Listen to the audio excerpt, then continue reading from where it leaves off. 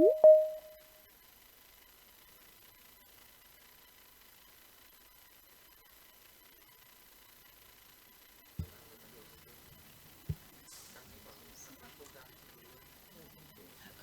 Madam Thủy.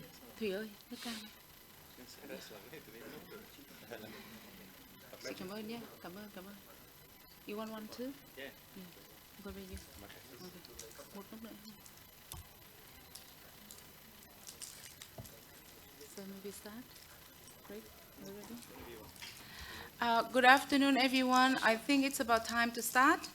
I would like to, having few things on housekeeping. For those joining online, kindly mute your microphone when you are not talking. And the event today will be recorded on Microsoft Teams for our for input for the future summit later in the year, and also can be used for whoever interested but cannot participate today. So I'm sure everyone is ready, and may I kick off?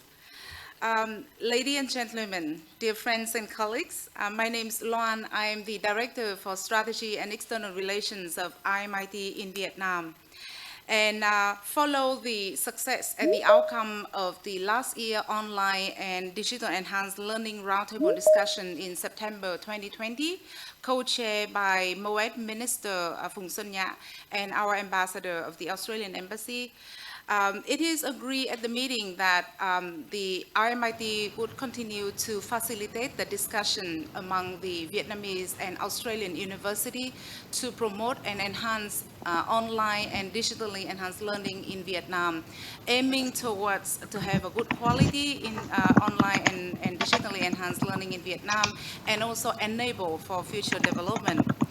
Following the directions of the ministers and the ambassador at the meeting, IMIT was become a champion in forming a kind of a working group, having the representative of IMIT senior academic professors and staff, and also having a senior official from MOET, and we have 6 universities sending senior representative to join us. So the working group has 2 meetings already, and we discussed on the themes of the sub-series for this year in preparing for the later in the year symposium on the online and digitally enhanced learning. And hopefully we can develop a set of recommendations to different stakeholders, to MOET, to university, and promoting peer-to-peer learning. So with that, I would like to announce that today we kick off the first in the sub-series in which we will discuss about the terminology to make sure that we're setting the scenes and we set a clear expectation of everyone on this interesting project, jointly together. So I would like to take the opportunity to introduce the people, the guests, honored guests, joining our roundtable discussion today, if I may call that. From Hanoi, my pleasure to introduce to you Associate Professor Dr. Nguyễn Thu Thủy, Director General, Department of Higher Education, Ministries of Education and Training. I would like to introduce to you Ms. Jen Ben, the Australian Education and Research Counselor to Vietnam. And I'm sure Jen already joined us, and many of you are familiar with her in last year's event, but she was joining online, and now we have her here in the room. My pleasure to introduce to you Professor Rick Bennett, Executive Dean, Academic and Students of IMIT University, and I can see he's the lead in this project from IMIT side. And we also having, on my left side, Mr. Finn Dowler, Head of IMIT Hanoi Campus.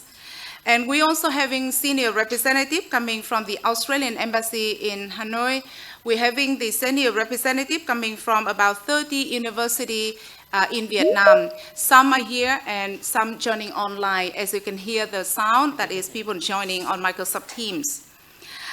From Melbourne, my pleasure to introduce to you Professor Peter Collar, Deputy Vice Chancellor, Global Development and Vice President, IMIT University, and Chairman of IMIT University, Vietnam. I would like to introduce to you Professor Sherman Young, Interim Deputy Vice Chancellor on Education and Vice President, IMIT University. And to join with us, we're also having senior representative from the Australian University and Vietnamese joining from Ho Chi Minh City, Hanoi, Da Nang, and Melbourne, and some other city in Australia.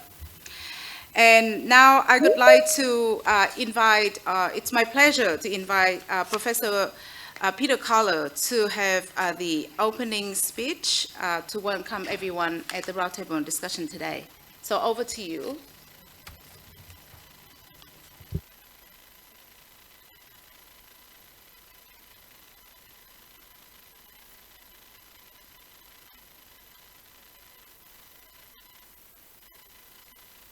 Workshop. Thank you. And I'm getting a massive your Let me try it again. Can you hear me now? I'm just going to turn my so that I don't feedback.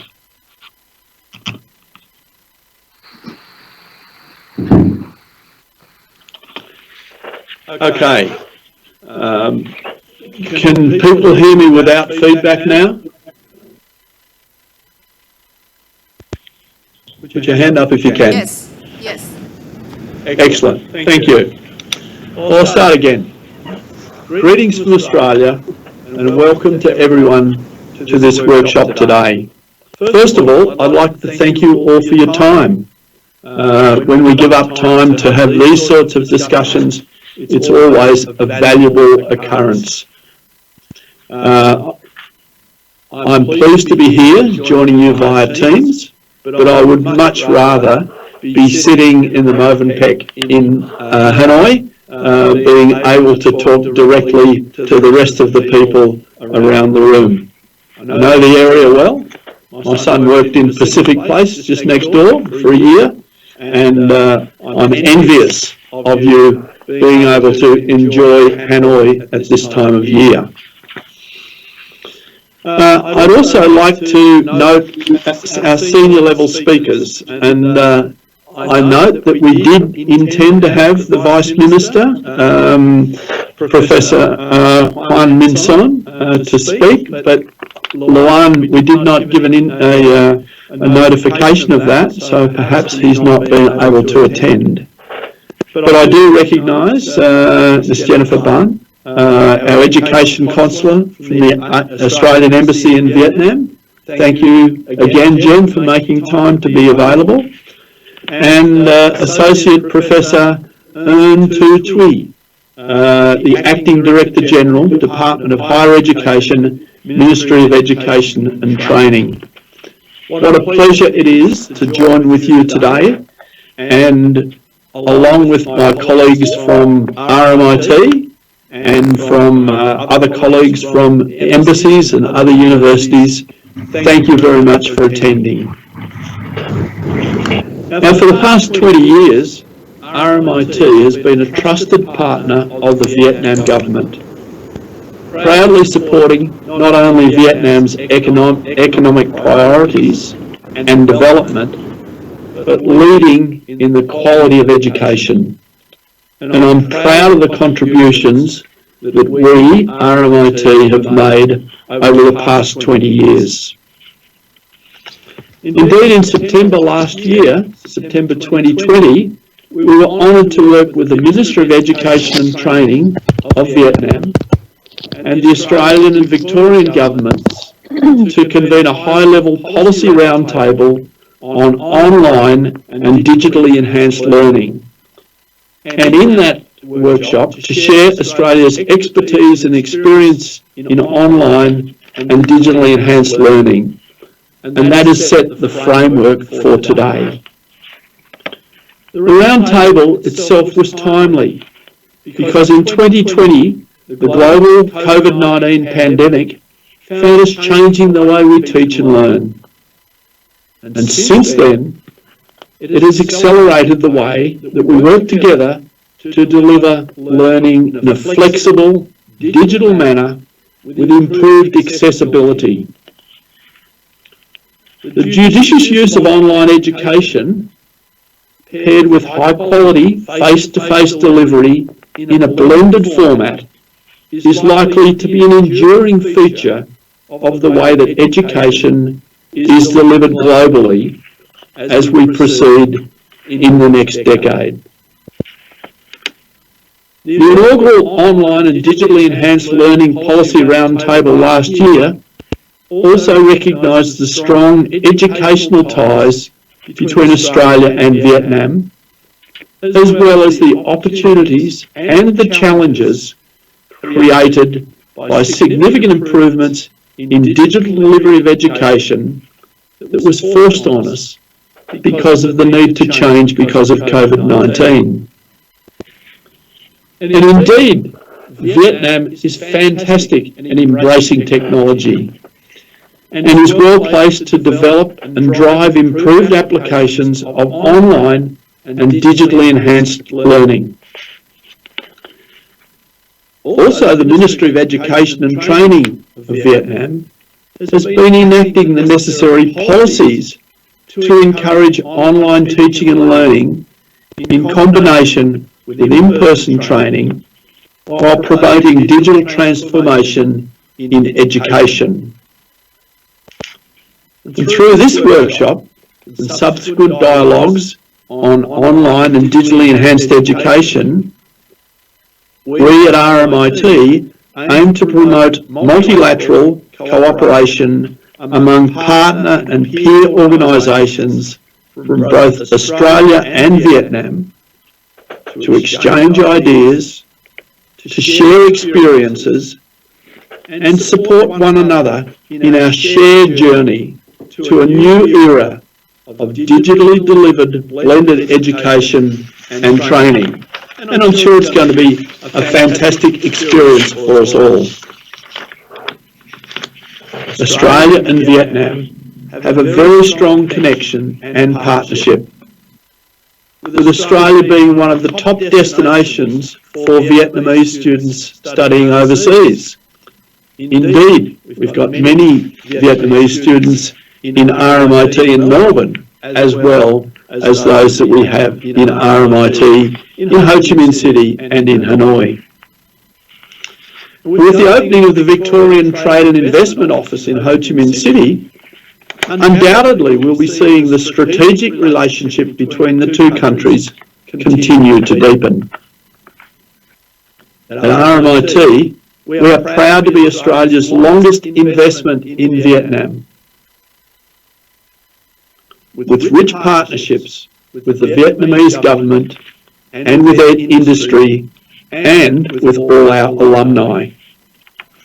Therefore, we're excited to work with the Vietnamese and Australian governments and the state of Victoria, our home state, and representatives of other Vietnamese and Australian universities to push flexible digital education to much greater heights in Vietnam. This is a great opportunity for us all. We look forward to welcoming you back to the big online education summit that will be organised in June with the support of Global Victoria in Ho Chi Minh City. I'll now pass back to Luan, our MC, to introduce the next speaker. But thank you very much for the opportunity to address you today. Thank you, Professor Kohler.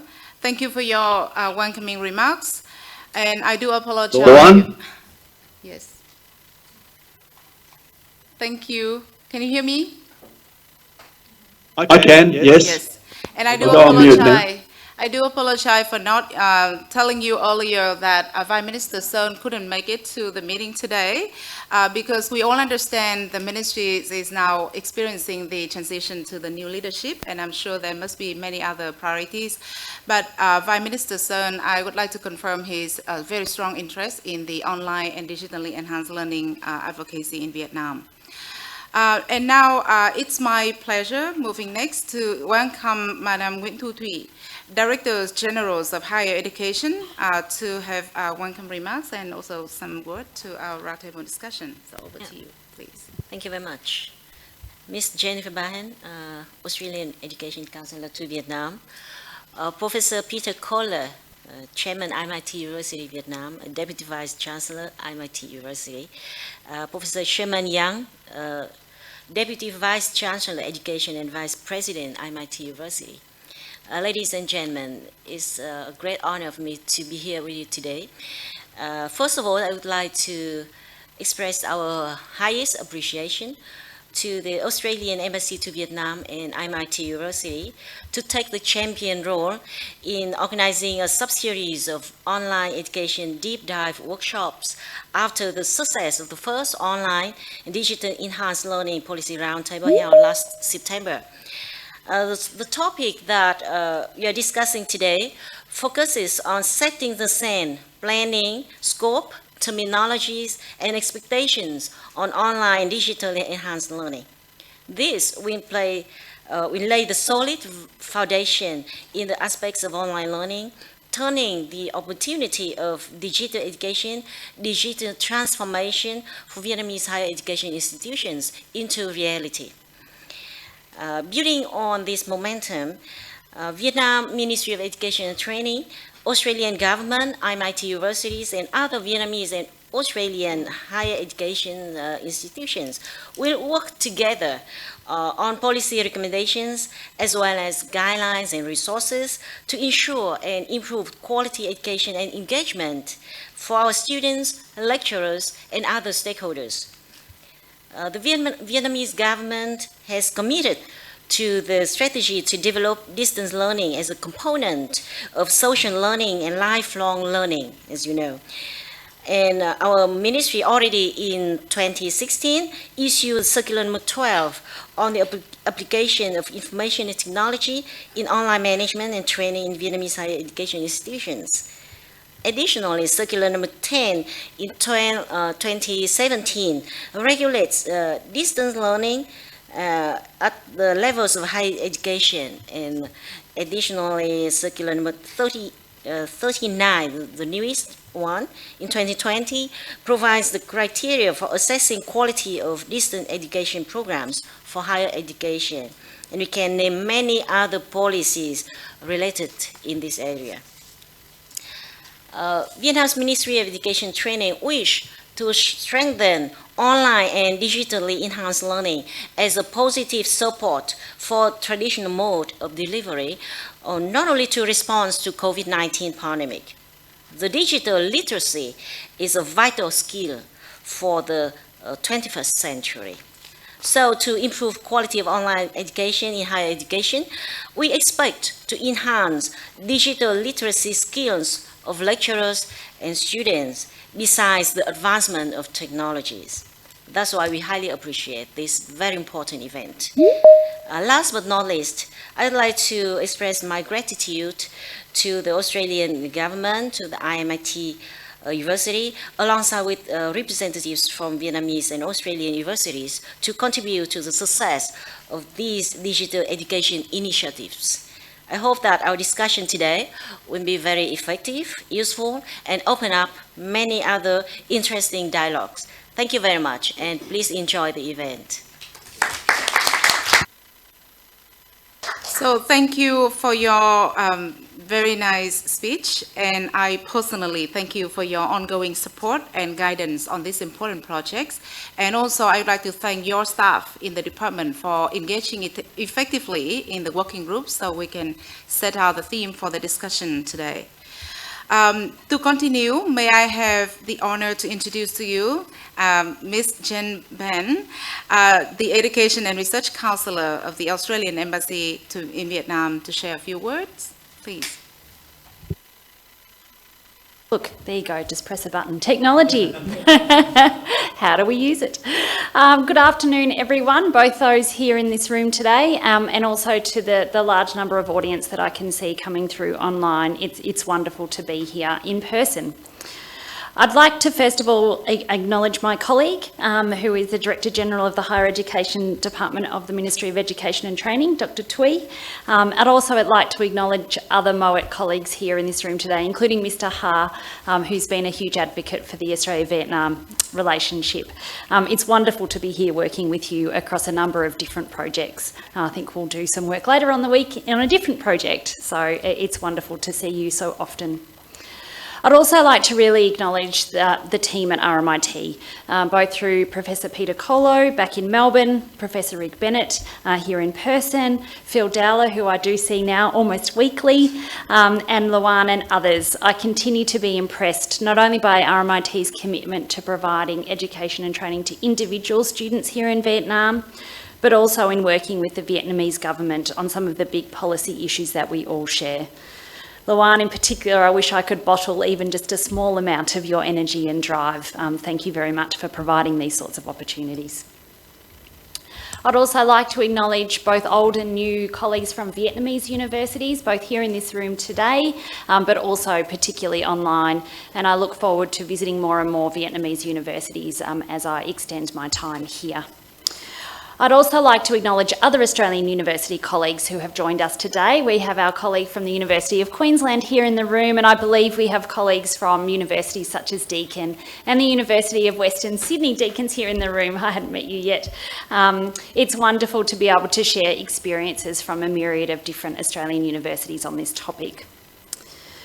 The Australian Embassy, through myself and my team here today, who are sitting in the corner here, to join these discussions on online and digitally enhanced learning.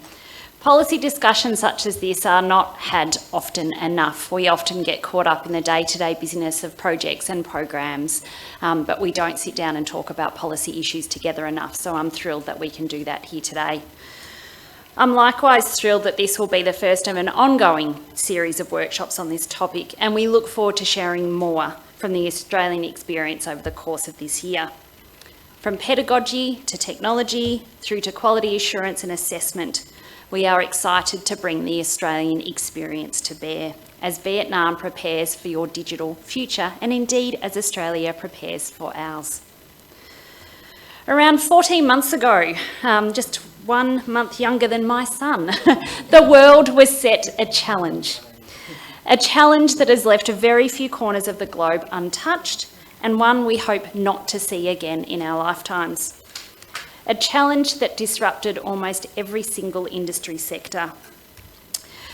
COVID-19 is no doubt one of the most disruptive events that universities and indeed the higher education sector has ever faced.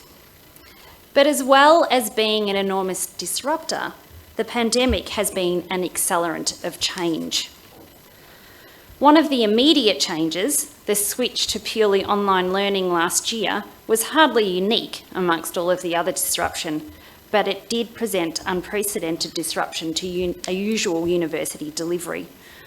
Almost all university business was shifted online, from lectures and tutorials, remote and virtual laboratories, online assessments, online student learning support, which was critical as students faced a variety of mental health challenges in amongst the pandemic, and online student services, including online libraries. Different technology platforms were engaged. Throw the names out: Canvas, Zoom, Collaborate, MS Teams, a myriad of others. The individual effort of staff cannot go unrecognised. I heard of staff dropping off materials to students who were vulnerable and couldn't leave their homes so they could continue to participate online. Much like working from home and homeschooling, the abrupt shift to online learning will have a lasting legacy. It allowed us to show that Australian institutions were already doing much in relation to online learning. Many pockets of our sector already had online delivery and course design. The pandemic allowed us to showcase that design. It will allow us greater flexibility in how we offer courses and give our students more choice in how and when they study. It will also give us much to learn from. The scramble to deliver every single university course online in the early days did not happen without issue. Issues of technology, issues of access, and issues of student engagement. Responses to online learning can be mixed. As we would say in Australia vernacular, it can get a bad rap. Online learning doesn't just depend on the quality of the material and the calibre of the teacher, but it depends, as we were discussing at lunch yesterday, on having an appropriate place to study and a technology that actually works, and people who know how to work it. However, many Australians took well to online learning and started to think about a different way to engage in education. A survey undertaken in Australia found that more than 3/4 of postgraduate students who studied at home during the pandemic think digital learning is equal to or better than face-to-face learning.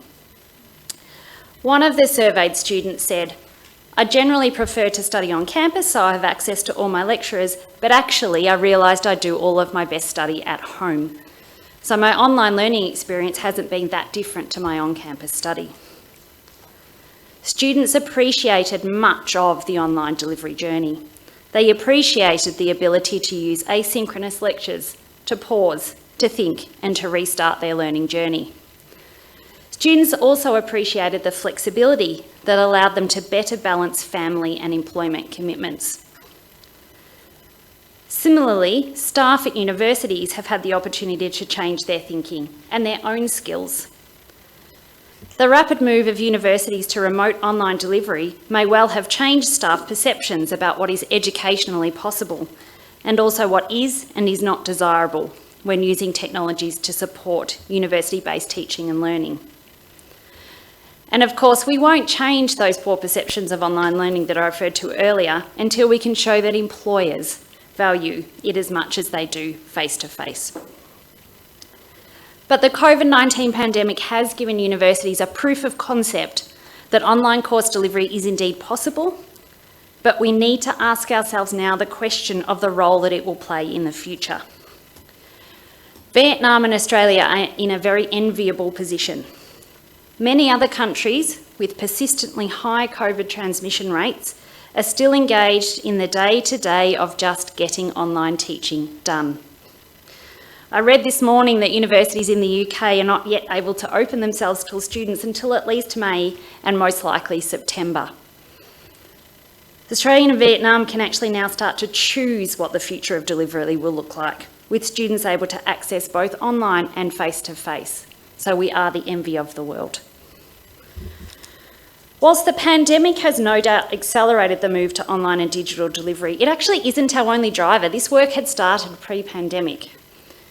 As far back as 2016, and Madame Thuy referred to it, Australia and Vietnam agreed to undertake work on online delivery through both technical assistance for the development of Circular 38 and Circular 39, but also to test that technical assistance through the delivery of pilot projects. In June last year, then Prime Minister Phuc released Vietnam's National Digital Transformation Framework, I think it's called Decision 749, which sets a vision for Vietnam over the next 10 years.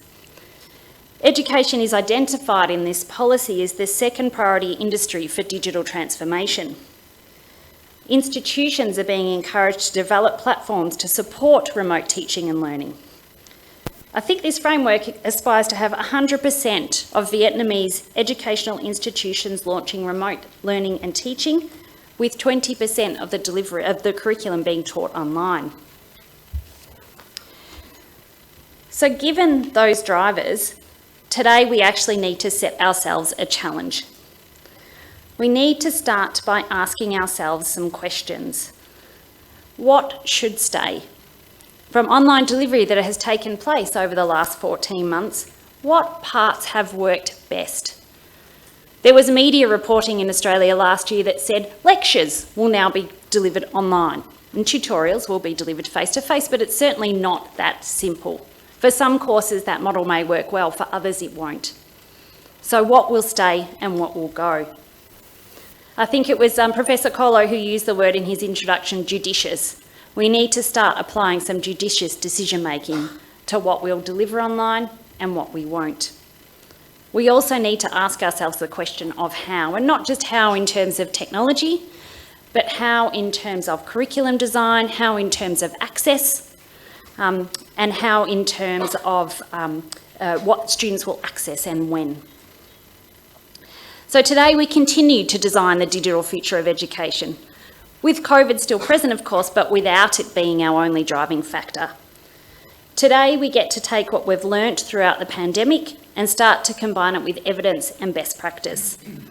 So the series of workshops that we'll engage in over the next few months will cover terminology and definitions, and I think that's the topic of today's workshop, technology and how we use it, pedagogy and what is best practice, and of course, quality. And we look forward to bringing many more Australian experiences to bear throughout those discussion points. And we will end by creating a report that can be used by government to guide the future direction of online and digitally enhanced learning. And I'm actually most excited almost by that element, because we can often talk a lot about what we'll do, but writing down what we'll do and presenting it to government is a really important next step, and I thank RMIT for that initiative. But in closing, I'd just like to end with one message. And I would like to ask that in the challenge we're setting ourselves here today, and in designing the digital future, that you focus on engagement of the learner. If the needs of the student are at the heart of what you design, then you can do no wrong. Thank you. Many thanks, Jen. Lovely speech, many beautiful words. Thank you, and great pleasure to have you here today. And we look forward to having your active participation and guiding in this process together as the Australian government, people, and Australian University, including RMIT. We committed ourselves to contribute to the better education in Vietnam. And now that, it's the important part is over, but we hear already the high-level commitment to this important project, that would rest assured the working group members some level of comfort to continue to engage. And we would like to have more people joining the working group, and contact me if you want to be a member. Then now it's my honor to introduce to you Professor Rick Bennett. He's the project lead. He also my mentor. He taught me a lot in this area, so I understand a lot. And he told me that, he spent so many years in his career devoting for this ODEL. That means online digitally enhanced learning. And now I like that ODEL. So over to you, Rick. Yes, thank you very much, Luann, and hello to everybody. Good afternoon and good early evening in Australia. Look, I won't go through all the names and titles again, but please, it's so great, Jen, that you're with us today, and thank you for your time. And of course, Associate Professor Thuy. And I'd also like to acknowledge Dr. Tak, from the Chairman of the Hanoi University.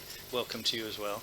And to everybody here and online, thank you so much. And of course, Peter, thank you for your opening remarks. And later we're going to be hearing from Professor Sherman Young, who leads one of the discussion groups today. So it's great that everyone's been involved.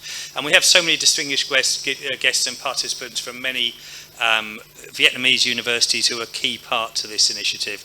And I didn't realise there were some Australian universities in the room as well, so welcome to you guys. Look, my job is, I've got 15 minutes to set the scene. I thought I'd go through some slides. Before I do, so what we're doing is almost like 1 year, but what's left of it is 8 months process to take you through this series of workshops. And today is about planning and scoping, and I'll tell you a bit more about that in a minute. But ultimately, what is it we're trying to do? Jen pointed out that I'm a very practical person. I like to see not just talk come out of this and a series of papers, but actions come out of it, and genuinely let's agree to really make a difference for Vietnam and all its students and stakeholders, as Thuy pointed out. And I just made some quick notes of, in some ways, Jen and Thuy and everybody around this table are the clients who are giving us the brief, in particular Thuy. And so she talked about policy recommendations, guidelines. Yes, that's what we're going to do. But particularly made a point on engagement for stakeholders, and I think that's really important to grab early on. And Jen talked again about policy issues, so we're really clear what we're doing, recognised the COVID challenge, but also saw it as an accelerator, which I think is really, really important. I'll tell you a bit more about that again in a second. That we should be looking not just at learning and teaching, but at the full online support for students. So if you're a university, it's taking the whole university online and not just the learning and teaching aspect. It's great that there's been positive replies in Australia, but we do need to change the perception here in Vietnam. Again, I'll tell you more about that in a second. And we look at, again, as Jen said, what has worked and what hasn't, and then to be judicious in decision making. Let's decide not to do things, because face-to-face and online are two very different practices, and they shouldn't be mirrored at all. And interestingly, part of today is about terminologies, and just in the first three speakers, Peter, Jen and Thuy, We've talked about digital futures, digital transformation, blended learning, distance education, digital literacy, online education, and we've even called some of the things we're going to do this year, we've called them a symposium, a summit and a conference. So you can see that why I wanted today to all get on the same page to say, well, this is when we talk about distance education, it's this, or when we talk about hybrid learning, it's this, and Sherman's going to lead us through that piece later today. So if I could get the next slide, please. Sorry, the next one after this. One more? That's one there. Now, I don't know if you can read this, so what it does say is that this is a, oh, I'm testing myself here because I've got to read it from here. What this does say, this is a paper that I wrote in 2005 and I presented at at an education conference at the University of the Arts in London. And it's interesting because I was asked I started online education myself in 1997. So that's really a long time ago. That's whatever that is. That's 24 years ago. I was one of the first people to do it, and I was the very first person to do it in art and design, which was my area.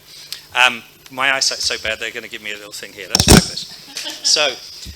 But interesting to look at this. So this was 2005, and I was asked to reflect on the first 10 years of online education. So I put the last decade witnessed what I called a virtual gold rush of activity regarding online education, with many universities, colleges and software companies flattening the pedagogical landscape in a scramble to establish their own presence. So it was all about rush, and universities had that opinion that it would save time and save money, which has since been proven not to be the case at all.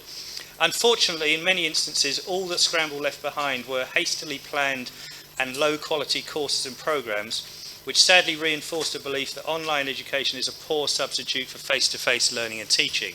And so my question as a result of that is, has anything changed? Are we still looking back now on the first 25 years and still saying the same? And in some cases, yes, and in some cases, no.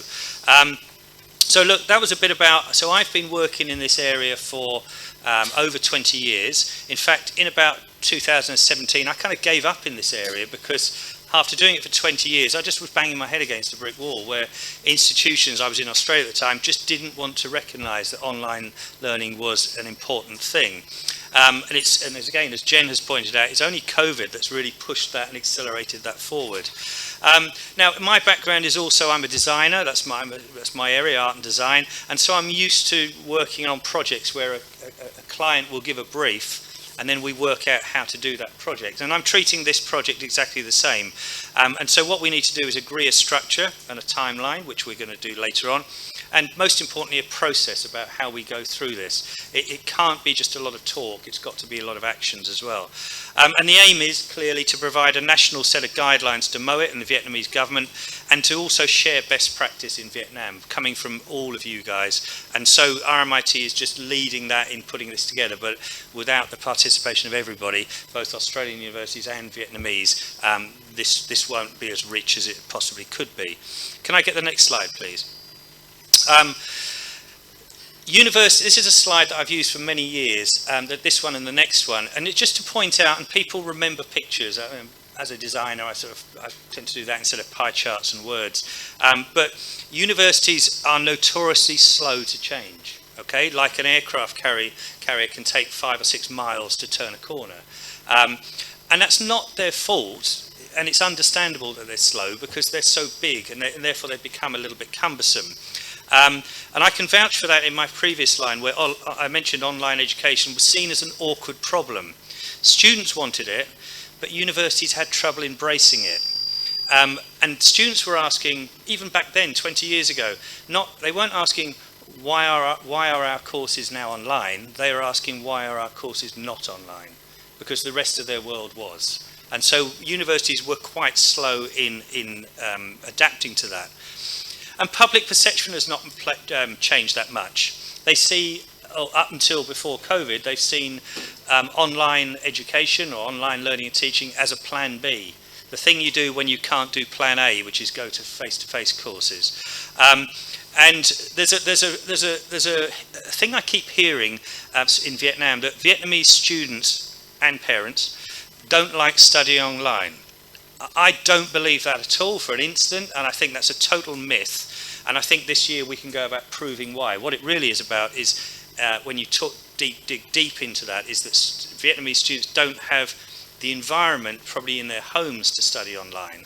And you can't really study online on a phone very well, whereas Vietnamese students are fantastic, prolific gamers. They're prolific, they take part in social media.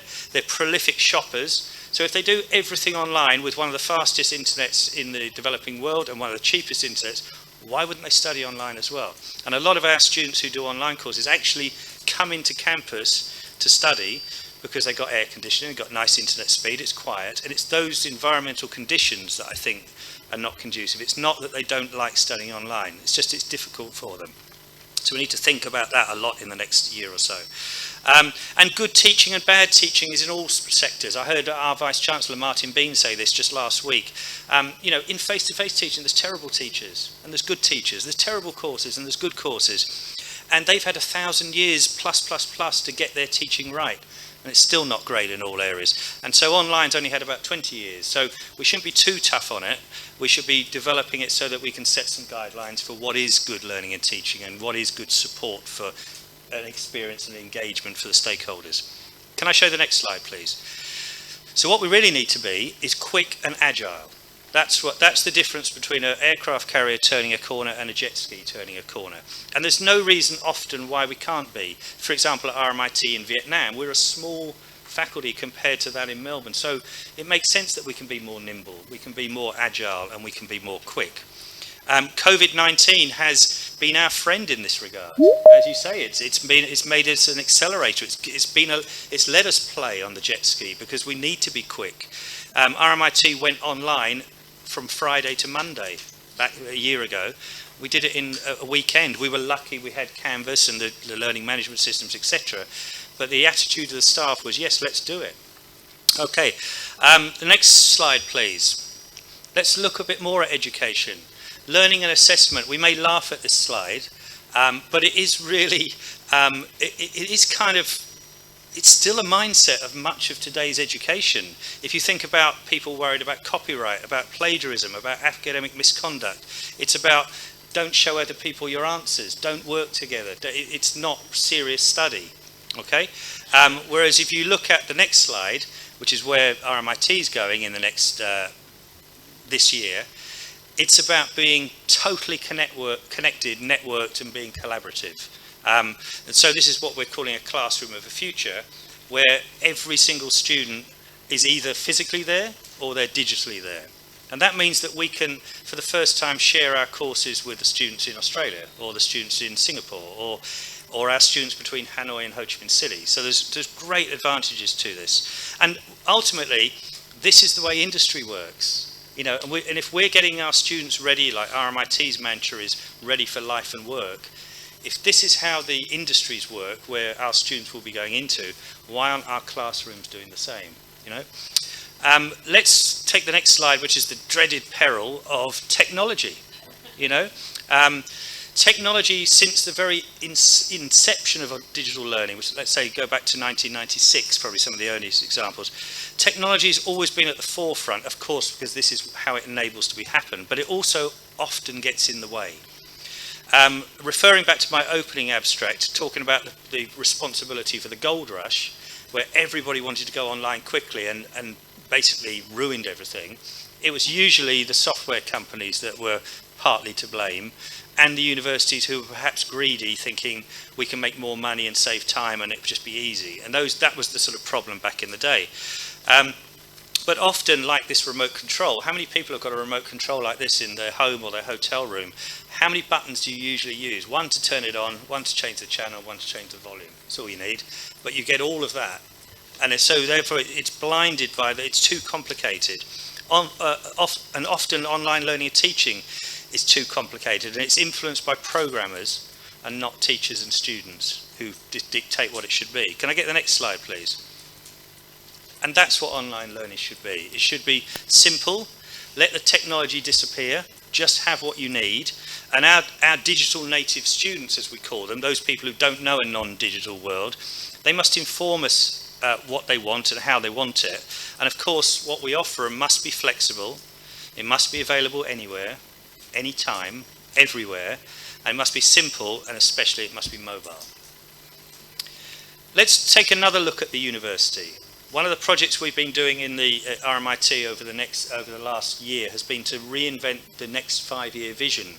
And we've been doing a project called RMIT Next.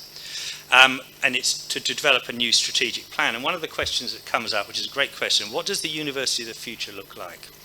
Now, traditionally, universities have always been, and we all represent our own university, and let's think if this applies to us, we've always been a come-to-us culture. So we build a building, Dr. Tak, I'm sure you've got a university, a Hanoi building, and wherever you live in Vietnam, you come to us. Okay, and where RMIT has one in Hanoi and one in Ho Chi Minh City, and you come to us, and everyone's the same. But perhaps that's an out-of-date notion, both digitally and physically. And there's a lot of talk we hear about disruption, but really, are we being disruptive? Are we really doing so? Isn't it time to reimagine the traditional university? This slide here is for those who don't know, it's Mecca, and it's where everybody comes to Mecca in one time of their life. And it's that notion of we're here, you come to us. Next slide, please. But isn't it about time we did that, where we actually take the university and our courses and programs out to where our students and their parents and our stakeholders are? Are we brave enough to reinvent ourselves? Let's look at famous, huge industry leaders that weren't brave enough and they died. Kodak, Blockbuster Video, Borders Books, all those companies, there's many more who didn't digitally transform, and that was the death of them. And circling back to my comments about Vietnamese students not wanting to study online, and it's their environment that makes that difficult, shouldn't universities be thinking about that and how to make it possible? One of the projects I've got at the moment is what I call the University on the High Street, and someone told me yesterday it was very English, but okay, University in the Hem, let's call it, where we can send our universities out to something like one of the Highlands Coffee or something, where you can have safe spaces, good internet, air-conditioned, tea and coffee if you want it, safe, and students can not do classes there, but they can do all their homework there instead of waiting at home. And there's always a Highlands Coffee or a foot-long coffee somewhere down the road within 100 metres. So why must students come to us? Isn't it time we went to them? Will digital transformation really happen to higher education? And if so, could Vietnam lead the way, as it has done in dealing with the COVID crisis? Could it be the #1 example worldwide of how to integrate online and digitally enhanced learning throughout its education system at every level? There's a challenge for you. Now, leading on, I'm going to end this session today with showing you a sort of timeline of how we're going to do this year. And can I get the next slide, please? I'm just going to introduce the 2 panel discussions we're going to have today.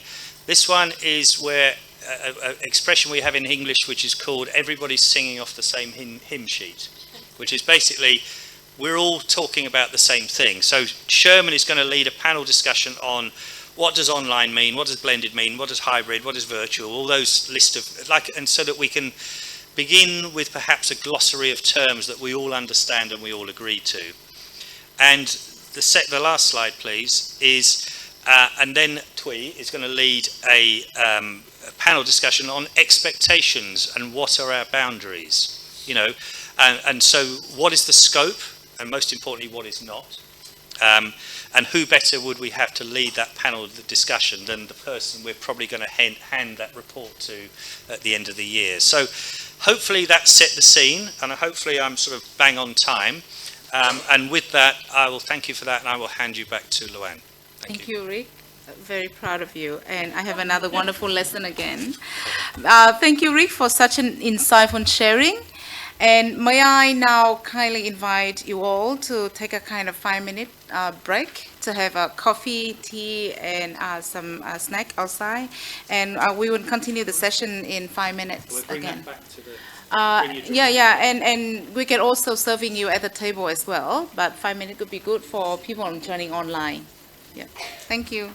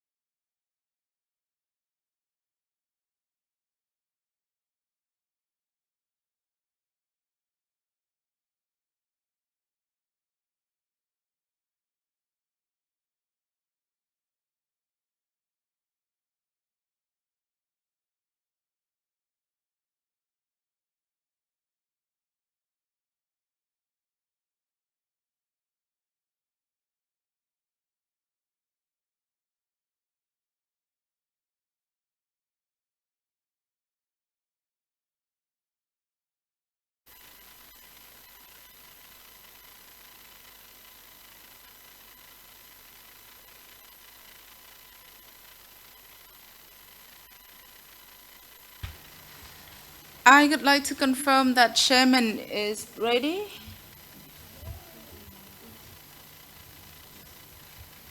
Absolutely. Thank you, thank you. So I would like to introduce the next session would be the panel discussion.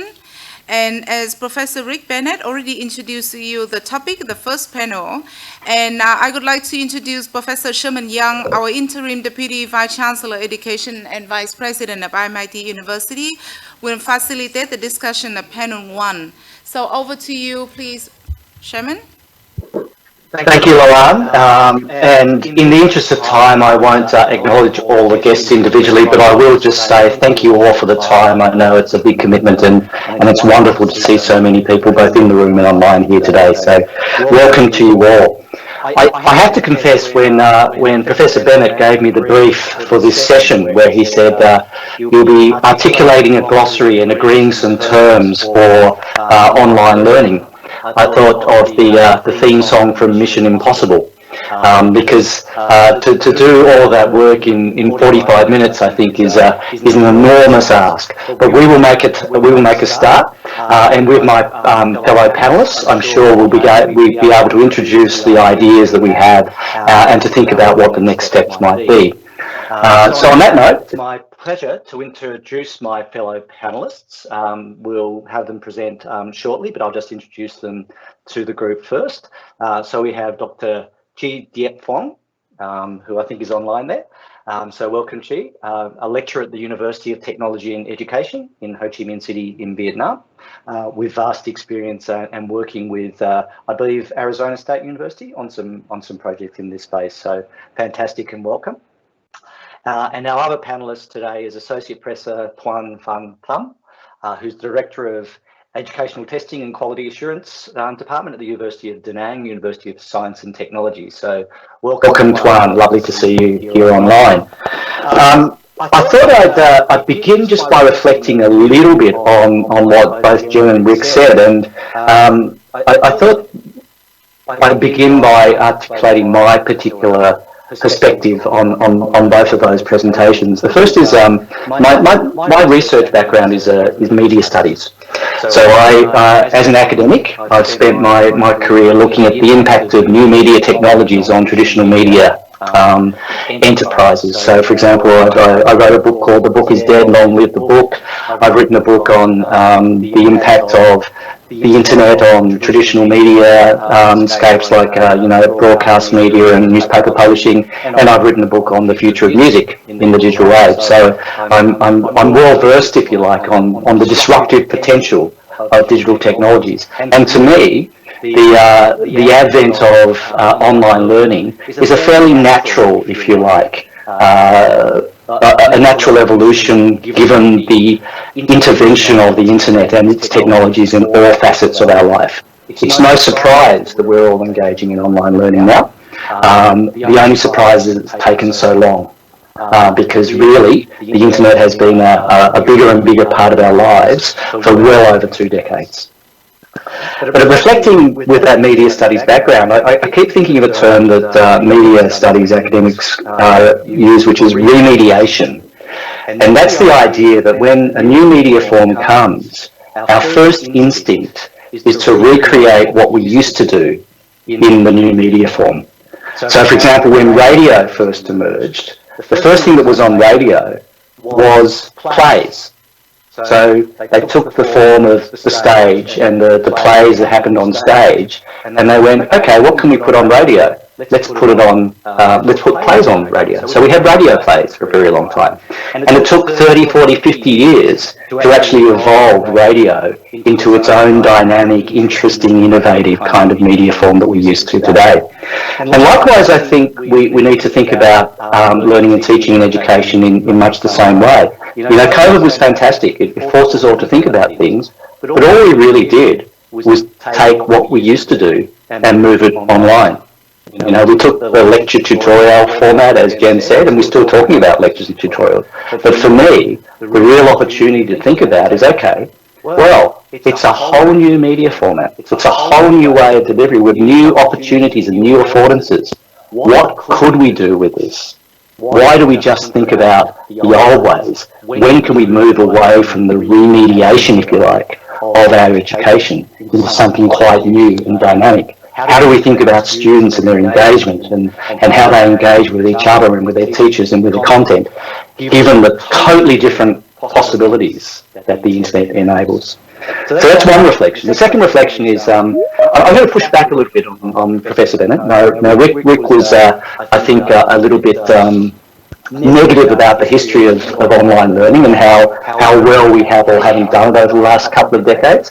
I actually think there's a lot of really good examples of where we've done online learning particularly well. Certainly RMIT Online in the last 5 years or so has achieved really significant things with its fully online courses. In Australia, we have Open Universities Australia, which has a long history of, a lot of partner universities delivering online education to thousands and thousands of Australians really, really well. And that's been going for a couple of decades. And in my former institution, before I came to RMIT, I did a lot of work really ensuring that almost everything that we offered at that university was available both online and on campus, and build a whole range of really interesting deconstructed opportunities with some software partners like Coursera internationally to do really interesting, challenging things online. So the history of online learning is actually quite broad and quite deep.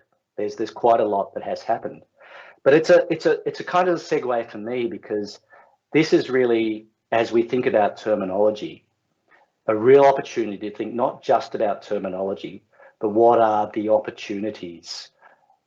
At a very surface level, we can say online learning is something that is delivered using the internet. But the interesting thing for me is how do you, when you unpack that, what can you do with it? And then the terminology really is about as much about, the opportunities and possibilities of the online world as it is to do with the fact that we are online or not. Having said that, there are some particular terms which I think keep popping up. Online is one that keeps popping up. Blended is one that keeps popping up. Hybrid, technology-enhanced learning, they're all terms which are used. And I think, going back to my high school debating years, we used to the first speaker would always spend his or her entire speak defining the topic. So I think there's a real need, if you like, to make sure that we're all talking about the same thing when we're using the same words. So, for example, if I say online learning, at one level I can say, well, that's learning delivered by the internet. But then if you unpack that, does that mean at a subject level, at a component of subject level, an entire program of study? Are we talking synchronous or asynchronous? Are we talking facilitated? Are we talking, what tools and platforms, as, Jen spoke about, what tools and platforms are we talking about? The reality of the world, being a little bit provocative here, is that everything is digital and everything is on the internet. And so, to what extent do we need to unpack what counts as online learning as opposed to not online learning? If I send a whole bunch of PDFs to a student, is that online learning? Arguably not, but is that less to do with the technology and more to do with the pedagogy? So there's some interesting conversations there. And if I take another one, for example, blended learning, at a very high level, one might say it's a lovely mix of face-to-face and online learning opportunities. But, you unpack that. What does that mix look like? Are we talking, as was raised earlier, lectures online, tutorials offline, on campus, setting aside my earlier suggestion that maybe we need to move away from lectures and tutorials as a model, but, is that the blend we're talking about? What other models are we talking about? How seriously do we take the frameworks like flipped classrooms? And what about other parameters? Do we talk about block modes? Do we talk like personalization of delivery? The non-linearity of offerings? What about offering things on demand, for example?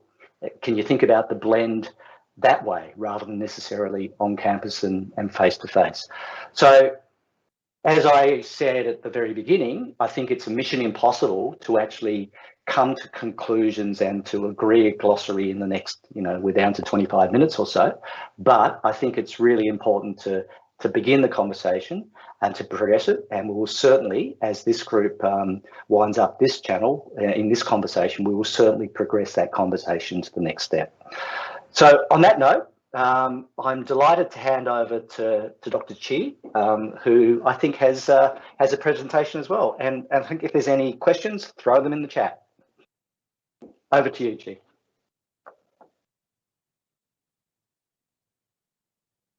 I think you're on mute.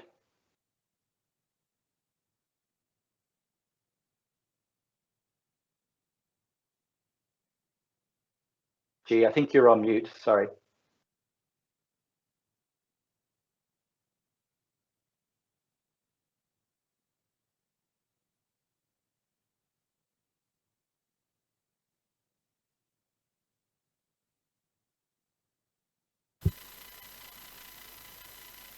I think you're on mute still, Chi. We might see if there's a technical issue there. Okay. That's better. Excellent. Sorry about that. Okay. Thank you very much, Professor Chairman Young. Good afternoon, ladies and gentlemen. My name is Diệp Phương Chi. Now I'm working at the University for Technology and Education, Ho Chi Minh City. It's my honor today to be here today to share with you some terminology regarding online and digital learning.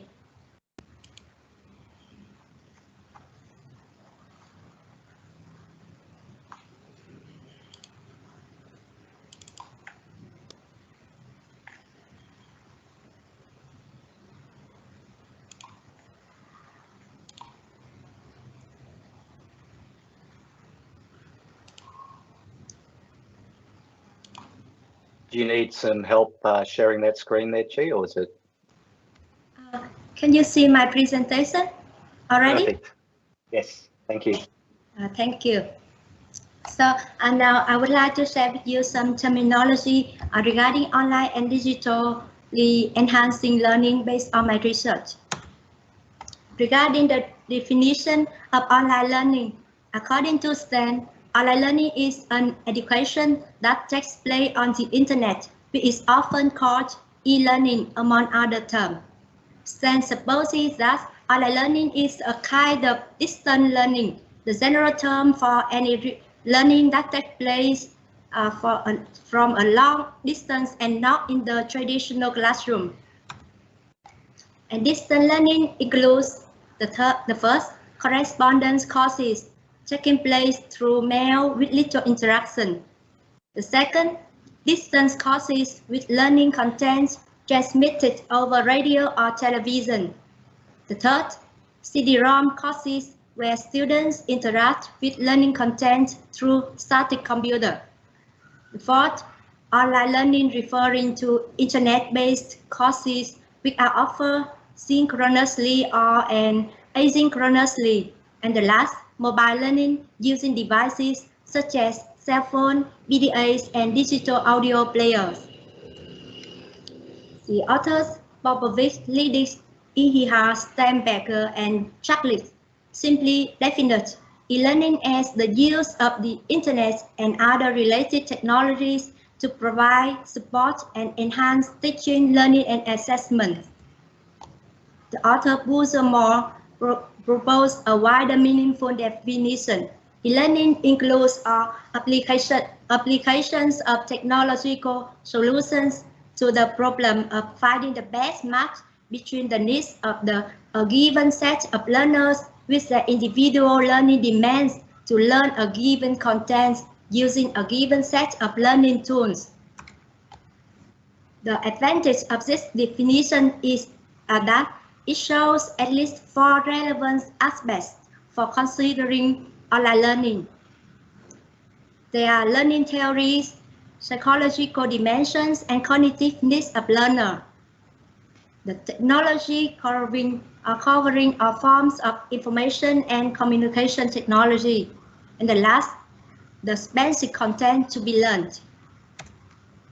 And according to Sharma and Kitchen, e-learning refers to learning with web-based training facilities, such as virtual universities and virtual classrooms that enable digital collaboration and technology-assisted distance learning. So, based on considering the definitions of online teaching or e-learning by different authors, we suggest a definition for online teaching or e-learning as follows. Online teaching or e-learning indicates the teaching and learning organization based on web and based on digital application or tools, allowing learners to participate in a virtual classroom environment, interact with learning content, and maybe with teachers and other peers from a long distance to achieve learning goals defined by their learning needs. And I would like to discuss the advantages and disadvantages of online learning and teaching. E-learning has an advantage over traditional learning besides the ability to overcome geographical barriers. It also offers the potential for a more flexible, tailor-made learning environment that can be adjusted to suit both the learner's knowledge and skill and their preferred study style. And besides the advantage, online teaching also has the disadvantage due to the transactional distances. The transactional distance causes many difficulties for the teaching organization related to the design of learning activities, the interaction between teachers and students, the interaction between students, the control of these interactions. According to Moore, transactional distance is a pedagogical concept indicating the view of learners from long distance with the instructors and their peers experience in interaction with each other. And I would introduce with you the forms of online teaching and learning. Maybe there are many different approaches to solve the online teaching, but in my presentation, I would like to introduce with you 3 forms of online learning. They are synchronous learning, asynchronous learning, and blended learning.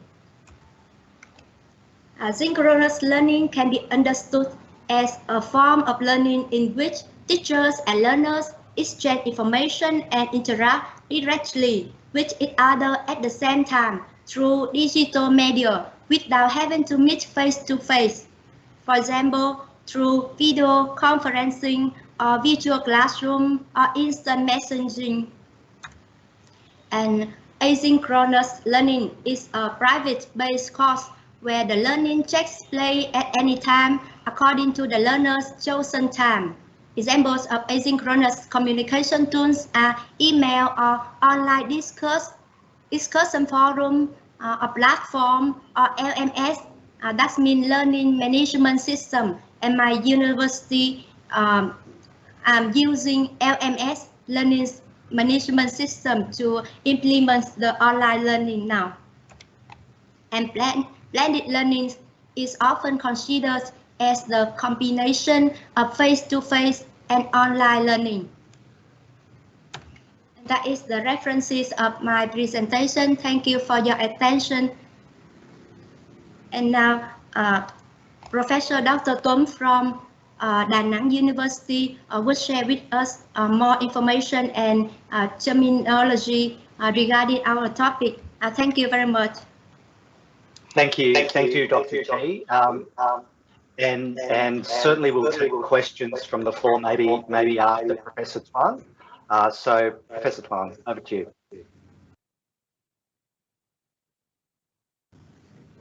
Okay. So, do you hear me, Professor? All right. Good. Okay. So, good afternoon, ladies and gentlemen. It's my honor to be here virtually to join with our audience for the first workshop. I would like to go directly to the issues. Thanks, Dr. Diệp Phương Kỳ, for your very detailed description about the literature review, about the advantage and disadvantage analysis, and then the different forms of the online learning. I will do different ways. I don't have the presentation. My research domain is about artificial intelligence, nothing related to what we are talking right now. But my professional domain is about quality assurance and quality accreditation. So I would like to present my comments in a systematic way. Okay, so I don't list out the points, but I put it in a system. My first comment is they know easily way to understand different approaches of digital learning. My second comment is we should consider several point of views. First, we might consider approaches. So we would like to look at the digital learning in the Australian way, or in European way, or in UK, or in American context, or in Vietnam context. So that's we need to consider when we start about the glossary. The second point is about the domains. So we are looking for methodologies and practice, or we look for digital tools, platform, and application, or we look for quality assurance and accreditation in the digital learning. So different domains will lead to different terms and terminologies that we need to understand. The third point I consider very important is about how we adopt the international terminologies and acronyms to the Vietnamese culture and style. So that is 3 points for my second comment that we should consider. My third comment is we aim to help build a common language to describe the digital approaches to the program delivery.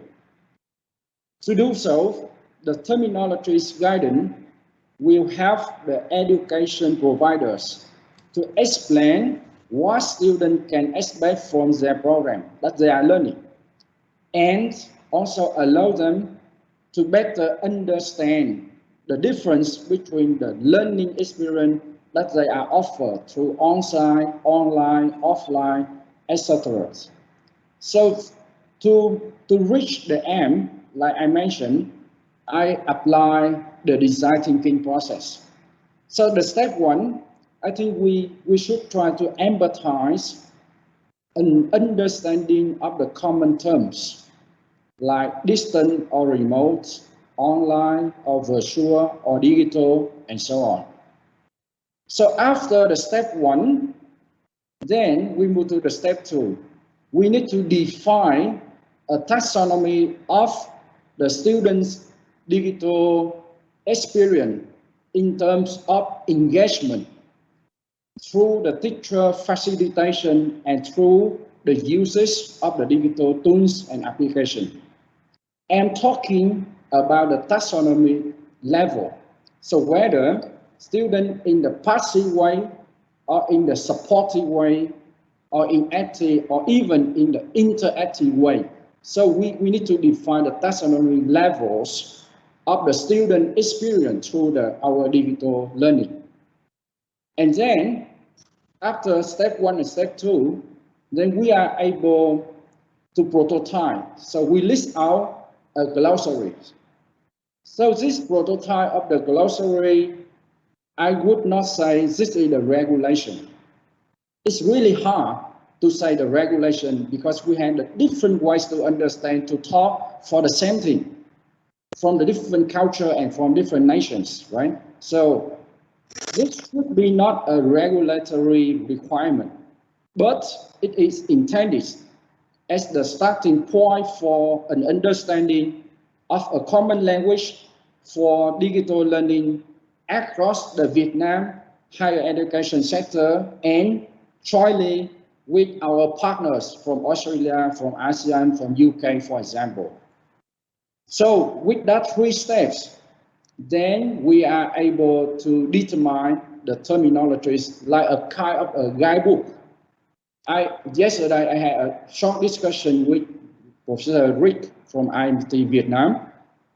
At the end of our project, after 7 months, right, we may have a playbook as a kind of a guidance for ministry, for society, for teacher, for the learner, to understand and to use the common things, but not the kind of regulation. So finally, my fourth comment is, I would like to emphasize, we do not talk about digital learning, but we are talking about digital enhanced learning. So that means the guidance even from the glossary, from terminology, and then the expectation that we will see in the second banner, that help the education providers to explain what students can expect from their program. And we are talking about the expected learning outcomes, right? And we allow them to better understand the difference between the learning experience. So in brief, I think it's really interesting, very excited to work on the terminology, on the acronyms, and so on. But it should be a kind of the common guidance that people understand each other from different cultures for the same thing, and then we can go further. Yep. Thank you very much for giving me 5 minutes to share the idea, and I hope that I can follow you, to learn from you, from ministry, from teacher approach and insight in country Vietnam. Thanks our college for rising up this workshop and the project. Very exciting. Thank you. Great, that's fantastic. Thank you, Associate Professor Huan. I will say though that despite you thinking that your research area of artificial intelligence is not relevant to this conversation, I actually think it is. I don't know if you're aware, but Ashok Gherkin at Georgia Tech has had an artificial intelligent teaching assistant running tutorials for 4 years now. And it's got to the stage where some of the students don't actually realise that that teaching assistant is an artificial intelligence as opposed to a human. So that's an example of quite a specific digitally enhanced learning experience, using technologies to the nth degree to even think about how it may support and provide learning to learning to students in a way that teachers do directly. So thank you both for that. I will open it up to the floor now for any questions. I'm not seeing any questions in the chat, and I do encourage people who are online to put questions into the chat for either Chi Tuan or myself. Is there anyone on the floor who has a question? And I'm going to have to ask for assistance here because I only see very, very small figures on my very, very small screen here. I can help it. No, so if anyone has any questions for Tuan or Chi, please, or Sherman, please put your hand up. Yes, Dr. Tak from Hanoi University. Thank you very much for the 3 presentations about the terminologies, I think, which are very important in Vietnam. Because in Vietnamese, I hope you guys know what online and digital. In Vietnamese, we have only one term, học trực tuyến. And you know very well that there are 2 different things. Not the same for all universities, because during COVID-19, many universities use what we call video conferencing technologies like MS Teams, like Zoom, like others, to deliver their lectures. Is that online learning? In the full meaning as we mean by having LMS, by having instructors, by having moderators, and etc. So in Vietnamese, we have only one term. Did you do online learning recently during COVID-19? A lot of people say, yes, we did. But is it really online learning yet? Is it comparable to other universities like, Hoa Sen and some others? They have a full system like e-learning, the full system of content in LMS. They record everything, all the lectures, and everything is in there. Students have access to that 24 hours a day. So there's that difference. And if we say online learning in Vietnamese, we have to make the difference between these 2 things as well. So this is my first comments or Sherman, do you want me to reply to that? Look, I'm happy to have a first shot there, Professor Bennett, and then maybe you can have a shot as well. But look, I think that really speaks to what I was trying to allude to in the first instance, that, you know, we can say that anything online is online learning, but there are particular affordances and opportunities in online which allow you to do quite different things. So you articulated the difference between simply opening up MS Teams and doing something like what we're doing here and having a classroom via a video conference, as opposed to perhaps, you know, allowing an environment where it's recorded and archived and allows a discussion forum, etc., in the traditional learning management system. I would argue that there's a step again where you design entirely an online course where you throw away the idea of lectures.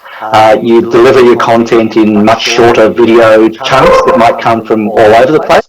And you set up kind of social learning environments where students can kind of interact socially to draw on the content that they've got from the video snippets they have, and you articulate a course design that is quite different, because the possibilities of online are very different from the possibilities of face-to-face.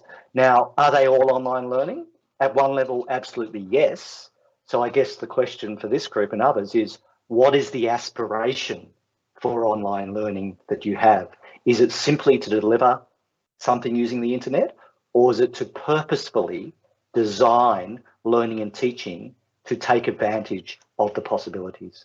Over to you, Professor Bennett.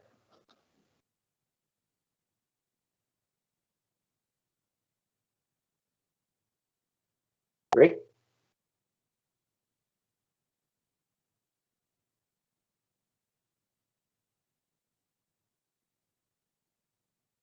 But it's not really taking, it's not very adventurous. It ticks the box, if you know what I mean. But I think the words that Sherman's using there, opportunities, aspirations, and purposely designing things. The one thing I will take, not exception to, but I will put my flag in the sand and say, I'm not accepting this, is what Chi talked about, which is virtual. Now, when I did my PhD, I wrote a whole chapter on this. And back then, back in the day, everything was called virtual education, virtual design studios. And the point being that back in the late 80s, early 90s, virtual reality, okay? People put the headsets on and the virtual reality headsets, and what you did was you almost got real world. So the nearer it was to real world, so if you were doing it, playing gaming or something, and it was really lifelike, as people said, it would be virtually the same as real life. And the thing I soon understood about e-learning, and I hadn't heard that term for a long time, e-learning, but what I learned about online learning is that it's not virtually trying to replicate or mirror face-to-face. As Sherman said, it's the chance to aspire or, you know, make opportunities that didn't exist before that are totally different. And that's the exciting bit. So virtual kind of conjures up the thing that you're just trying to mimic the face-to-face as best you can, and in some ways that's what a video conferencing thing is doing. It's just like saying, look, we can't get together, so let's just put ourselves on little screens and we'll do the same thing. I think there's some far more exciting ways of doing it, and that's, I think, what this discussion is all about, and setting some guidelines. So if we say, okay, that's the baseline, where could we go from there to make some really exciting, as Madame Thuy said, and I keep coming back to this word, engaging things, not just the best we can do because we're not face-to-face. Sherman, thank you. Great. That's great. Thanks, Rick. We've got a hand up here. I can't see a name, I don't think, but with the hand up, over to you.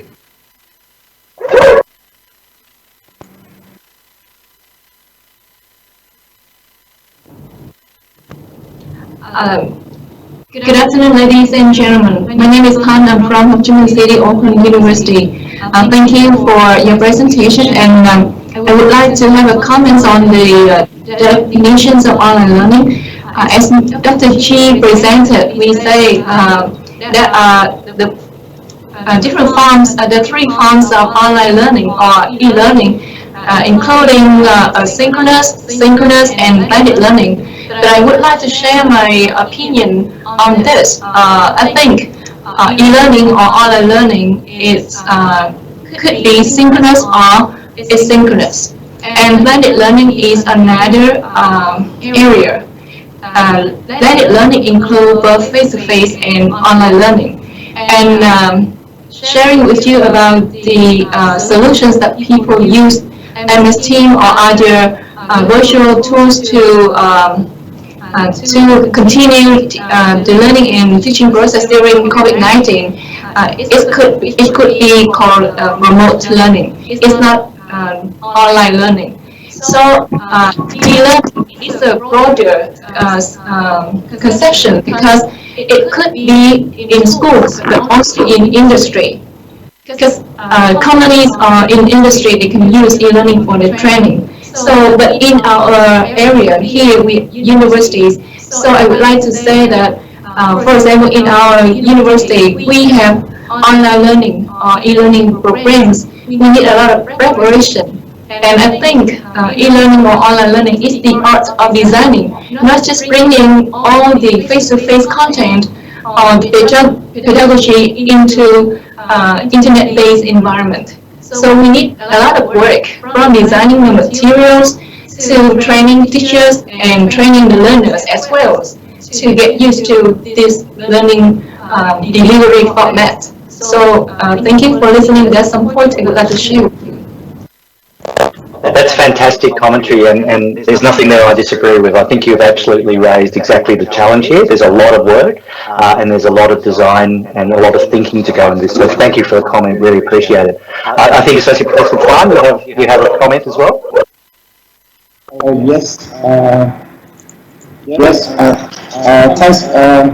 I think the comment from the Jimon Island universities, right? Actually, if you have, I go back to the question from Dr. Tang, right? I remember in March of 2020, there was one report on the research, the main difference between emergency remote learning and online learning.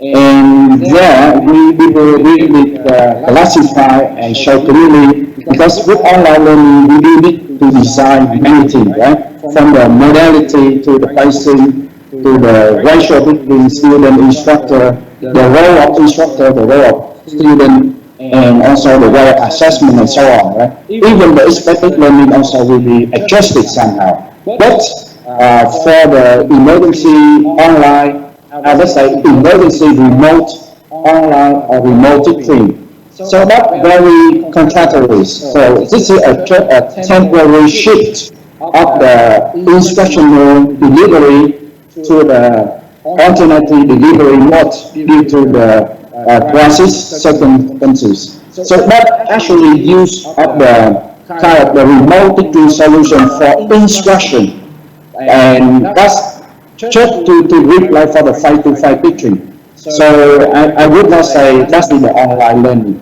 And I think the details already explained by our colleagues from the universities. Thank you. Thank you, Juan. That was a great comment. We have a question here in the chat from James from the British University in Vietnam, who asks, do we only consider synchronous and asynchronous from the perspective of the educator? Surely it's possible to have an interactive session that the student engages with synchronously, but the educator sees it as asynchronous. Is it worth splitting these definitions? I think that's a very good point, because the perspective of the student is quite different from the perspective of the educator. I was in a conversation with a provider last night, and they were very keen on providing on-demand kind of activities for students. And I had to raise the point that you could almost simulate that as far as the student was concerned, so that it appeared it was entirely on demand, but the educator actually wasn't 24/7 on demand. So again, it's a purposeful design here, and understanding what the student expectation is, what the requirement for the student engagement is probably critical there. And then you can design the activity or design what is desired from the educator point of view to be able to deliver it. So thank you for that question. We also have a hand here from Dinh Thuan Long from Hanoi Open University. So Mr. Long, over to you. Good afternoon, ladies and gentlemen. I'm Long from Hanoi Open University. First of all, I'm really agree with Mrs. Tang from Ho Chi Minh City Open University about the difference of e-learning and online learning. Because recently, because of the COVID-19, so there are many university and school are applying. They said that they're applying e-learning or online learning in their school. But I think we need to define that that is really online learning or not. Because they are only using the, there are many person mentioned earlier, they're only using the kind of Team or Zoom or something video conference for teaching. And maybe that lead to the misunderstanding about the e-learning in not only in Vietnam, I think even in another country. And there are many parents afraid of e-learning. So that means we need to have something to have the social understanding about the e-learning and what is the e-learning and what is the applying the online in the education. And even there are some different. But I also agree that everything when we apply online teaching, we can think that is a kind of online learning. But how to apply it, and we can think about the how to evaluation or the quality, how to keep the quality of the online learning. And I am agree with Mr. Tuấn, so that we need to compare in Vietnamese context, in Vietnam context about the online learning and have some very clearly definition and something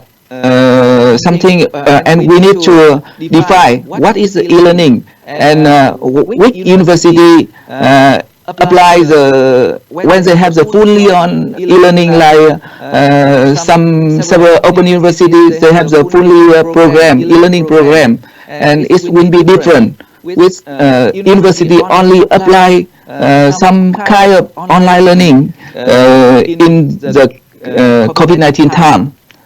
Thank you, and that is my idea. Thank you for your listening. That's a good comment. Thank you. Thank you, Mr. Long. I am conscious of time here, so I think we may have to wrap up this panel. It's been a really rich and interesting discussion, and I think for me it reflects what I said at the opening, that there was no way we could capture everything and present a finished glossary in the 45 minutes we had. But I think there's some clear opportunities and challenges, and the project, I think, will pull together some of the ideas or all of the ideas that have emerged in this group, and we'll take the next steps and go towards a full glossary, which I think needs the deep engagement of all the stakeholders here in this room to get to an agreed glossary of terms and an agreed set of definitions and terminology. Can I thank my fellow panelists? So thank you, Dr. Chi. Thank you, Associate Professor Tuấn. Thank you very much for your contributions, everyone in the room. I think it was a fantastic session to kick this off, and hopefully we'll come back in the not too distant future with an actual glossary of terminology for you. So thank you very much, and back to you, Lauren.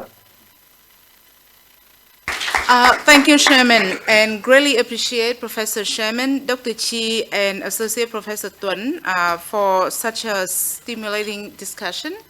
And I think there could be another big job for the working group to continue and guide this. But I'm sure this is a very interesting session for all. And I could also particularly thank Dr. Tang from Open University in Ho Chi Minh City, and also Dr. Long from Hanoi Open University for such a great intervention. And now can we move on to the second part? And now I would like to hand over to Madam Thuy, Associate Professor Dr. Thuy, to handle the second panel. As we said that, the 7-month project hopefully would have something hand back to you. So now we'd like you to be in that driving seat. Over to you. Yeah, thank you very much, and welcome all of you to the panel number 2. Continuing with the same that we have said so far, we are looking at let's go through at the end of the road, what will we have? what are the expectations of different stakeholders from this project, very important project. But then let's see what can be the scope of what we are looking for and the recommendations or guidelines or the concern of the variety of our stakeholders, like from, of course, from the government. I'd like to share with you some of the issues. The most concern that we are looking at the project is by the end of the road, when all the institutions come to online distance learning, can we still ensure the quality, the standard of quality for all kinds of modes of delivery of education or not? We cannot compromise the quality and the way that we deliver our lectures. And we need to have the same equivalence in learning outcomes. Whatever way we deliver our programs, but we should have the same learning outcome, quality standards. And we also see difficulties in assessment as well. So from the government point of view, from the state management point of view, we see a lot of difficulties. And the expectation is also high in the context of Vietnam higher education. As you already see that not all the university meet the same standard, right? We are at the very various status levels. So we would like to hear from our panelists. Please welcome Dr. Phạm Ngọc Thạch, Chancellor from Hanoi University, and Dr. Phan Thị Ngọc Thanh, Director of E-Learning Center, Ho Chi Minh City Open University. Please welcome our two panelists. I would like to give the stage to Dr. Phạm Ngọc Thạch for you to give the speech and also suggest some recommendations as well. Thank you very much.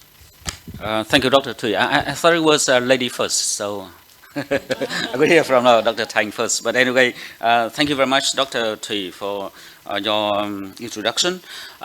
Within just 5 minutes, I want to talk about two things only concerning the expectations from different stakeholders, as Madam Thuy mentions.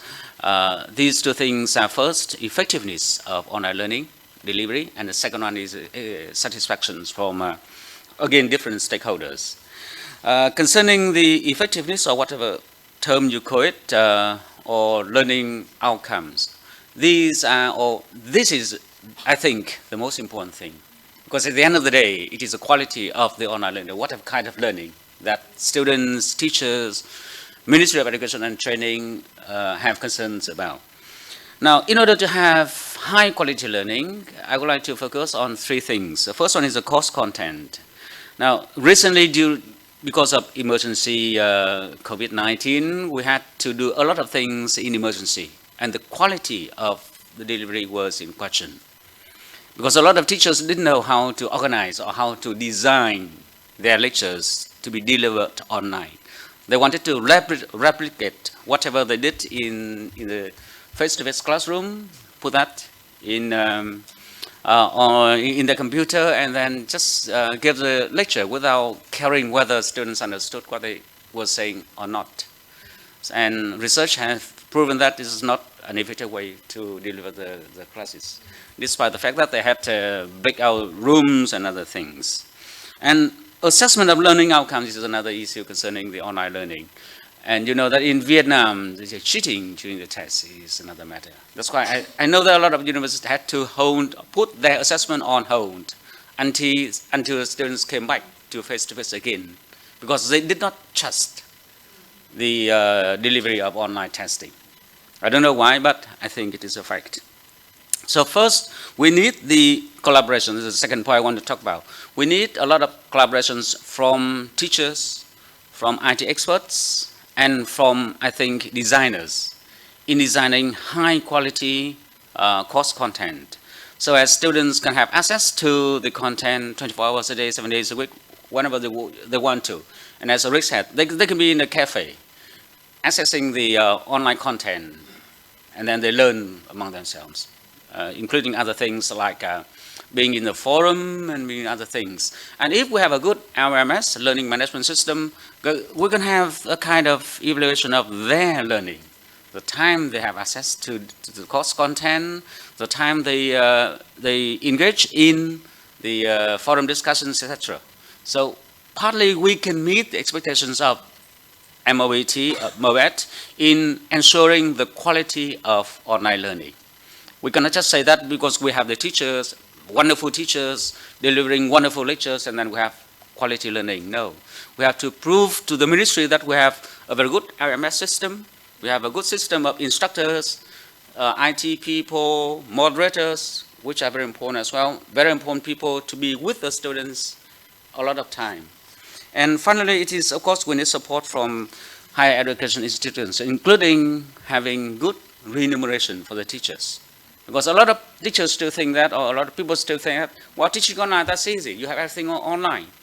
And there, students come there to learn, and that's all. No, we need constant support from the teachers and from IT people. And we need support, financial support from institutions, and hopefully from Australian Embassy and from MOET to these teachers. So, as I mentioned earlier, to the end of the day, it is the learning outcomes for the students which is very important for online learning, or you may talk about blended learning or whatever. I think that's first expectations from all stakeholders in online learning. And the second very important factor, I may call that, in online learning is the satisfaction. At least I may say from the teacher and from the student. And here in this project, you mentioned about the society. Expectations, you want to change the mindset of the society about the quality of online learning. We try to find some way to change bit by bit their perceptions. And their perception can be changed through better satisfaction with online learning. And I want to focus on only two stakeholders here. The first one, the teacher. Now, the teacher are satisfied if students' performance is good. Now, we don't want to have the online learning course with no student engaging in no activity at all. So this is the first one. Interactions in the, during the learning, attention, whether during COVID-19, a lot of students were there, but they attended, but there were no interaction at all. They had so different kinds of excuses. I'm sorry, teacher, my microphone did not work. I'm sorry, I just went out. I'm sorry, because of Wi-Fi. So a lot of excuses. So how can we assure the attention and especially interactions from the students? And of course, earlier I mentioned the institutional support from university for both teachers, technicals, and of course financial support. And again, the perceptions of the teachers by themselves. Of course, a lot of teachers may support online learning, but I also know a lot of other teachers who don't like teaching online. They don't like it at all because they, what do I need to study technology, to go online? I'm okay, I'm famous. And a lot of other teachers say, I'm not beautiful, I'm not handsome, I don't want to be online. Because, well, I look terrible online, the image. And of course, to the end of the day, as mentioned earlier, the results of online learning. And here there have been a lot of studies on a model, we call that technology acceptance model. You may know that from the attitudes, intentions of the teachers in going online or not. The second, I think, maybe the most important stakeholder will be the students. The students, they want to look at the content, not just the delivery of the teachers' lectures because of COVID-19, but also the fully e-learning course with the content. And the content of high quality, and Dr. Thuy mentioned the quality of online learning. It has a lot to do with the lessons, with the video, with the text, with whatever in there, and also with the design. How to meet different groups of students. Teenagers now learn differently from adults, etc. And how the materials is presented, in what format, video, radio, or whatever. And of course, the assessment, as I mentioned earlier, some other issues like technologies. We know that Vietnam is not that rich, so a lot of students still live in the rural area or mountainous area. They don't have online and have to go downtown to have access to that. But this one can be handled later on. And teacher related, because teachers are used to teaching face-to-face, so we need to train them a lot in pedagogy. Teaching in online is different from teaching in the classroom, and even in the design of the content when they put online, we need to train them not a lot, but how to make the content different, shorter, of higher quality, so as they can be put online. And of course, technical capability of the teachers. And finally, of course, this is the personal preferences or attitudes of the students as well, including their learning autonomy. I think the learning autonomy is something we need to study right now. We'll see whether our students are autonomous in their online learning or not. This is a good time for us to do a few studies on this. And then also their perceptions, and finally it is also the time whether they are ready to go online for learning or not. And according to the results of some of my studies about the purpose of being online learning ranks the least. They are online for shopping, they're online for entertainment, for e-learning, but online learning is part of that, but it ranks the last in the list. So that's what I want to say. Thank you very much for the attention. Thank you very much for your sharing, very interesting and lively as well. Now let's move to the next panelist, Dr. Phan Thị Ngọc Thanh from Ho Chi Minh City Open University, please. Thank you, Associate Professor Dr. Thuy, and thank you for the presentation. I think all the ideas I was thinking about to present, you already said, but I would like to add some more points that from our experience. I think when we're talking about the expectations, we have to look into different aspects. So I think from the broad aspect and long-term aspect, it's from the country, the nation.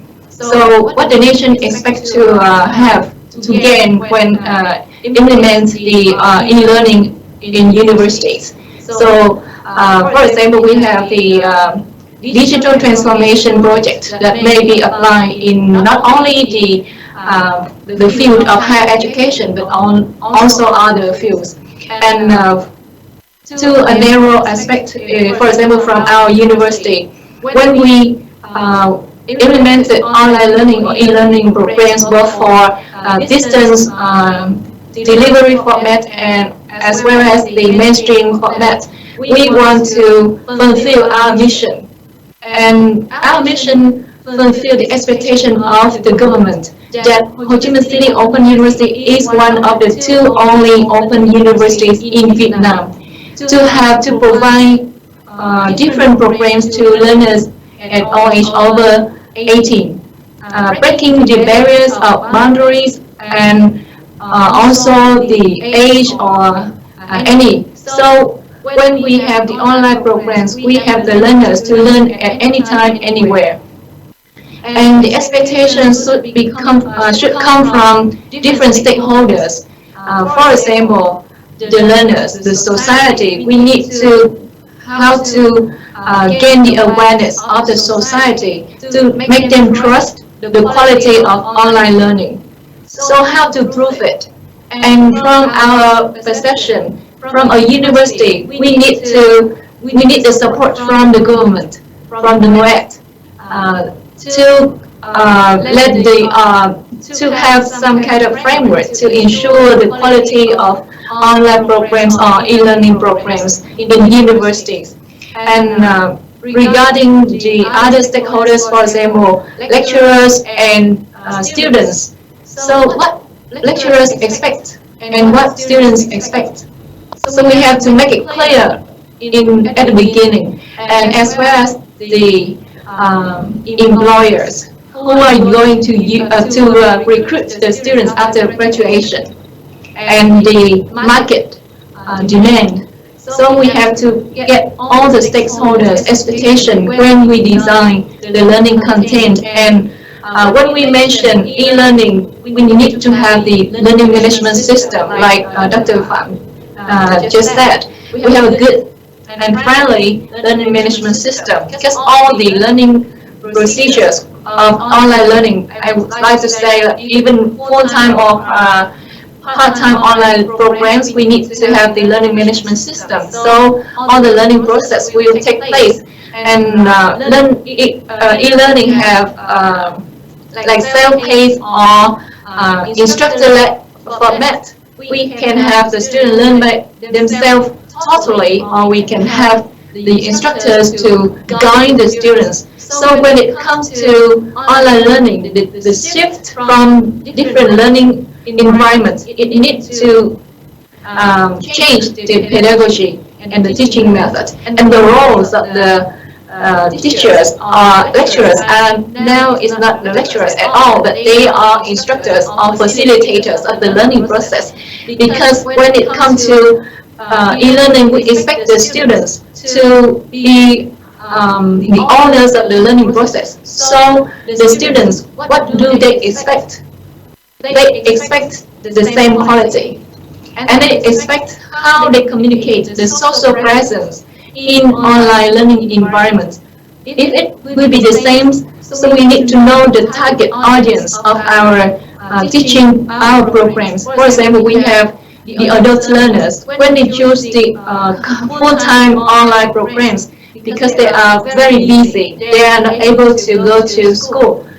But for the mainstream students, I mean, for example, students right after high school, they need to go to universities. So should we let them to take the full-time online programs, or blended mode would be the best choice? So when we design, when we implement the online learning, we need to understand the expectations of all the stakeholders. And of course, the universities need to be ready to do it. Ready in terms of technology, in terms of human resources, like teachers need to be trained, staff or any others need to be ready. And we need a lot of investment on this. So to sum up my presentation, I would like to say that online learning or e-learning is the art of designing and delivering learning content, which is the most important part. It's the content-based. And technologies are the servants of the owners, including teachers, lecturers, and learners, to deliver the learning content. And this idea I learned from Dr. Richard Clark as well as Commons. They have debated many years for whether which is more important. But I would say the expectations of the relevant stakeholders would be the most important one. What we need and why we need to do it, and how are those the categories that we need to take into consideration when we implement online programs. So thank you so much for your listening. Thank you very much, Dr. Thanh, for your sharing, and from also we learned from the experience of Ho Chi Minh City Open University as well. As in our survey from Moet survey, we can see that only 70-80 universities in Vietnam already have LMS, Learning Management System. Learning content management system is something more far away from the road. And most of you universities use video conferencing facilities, as we already know. And those are not defined as learning or e-learning, online learning at all, because Moet already have two specific circulars on this issue. And by the definitions of our documents, only LMS and CMS are accepted as e-learning delivery mode. So only in COVID-19 pandemic, that's very specific and special context these days, that we accept other ways to deliver our training programs. But beyond that, after this special context passed away, then we have to go back to our very strict regulation on online learning. That's one of the comment and also the hint to other universities that we need to develop our strategy and the action plans to meet all the requirements for online learning in Vietnam, because we already have the regulation frameworks. And I'm also sharing with you the two speakers on the expectation of the teachers and the students as well, and also sharing with you the difficulties in developing our infrastructure and the content development is also very difficult in these days. But we have two open universities, very advanced, and some other technology universities in Vietnam who are already on the right track. And we hope that those are very good examples. And with MIT experience and other Australian universities and support from other international organizations, we can see further development in the field. Anyone who want to share or give any comments on this topic, please? Yes. Everyone, I'm Chi from the University of Queensland. I just would like to share what we are doing from UQ in Australia. Dr. Thuy mentioned about the action plan, the requirement for Vietnamese university in online learning. So from UQ, we have the Institute of Teaching and Learning Innovation. We call it Italy.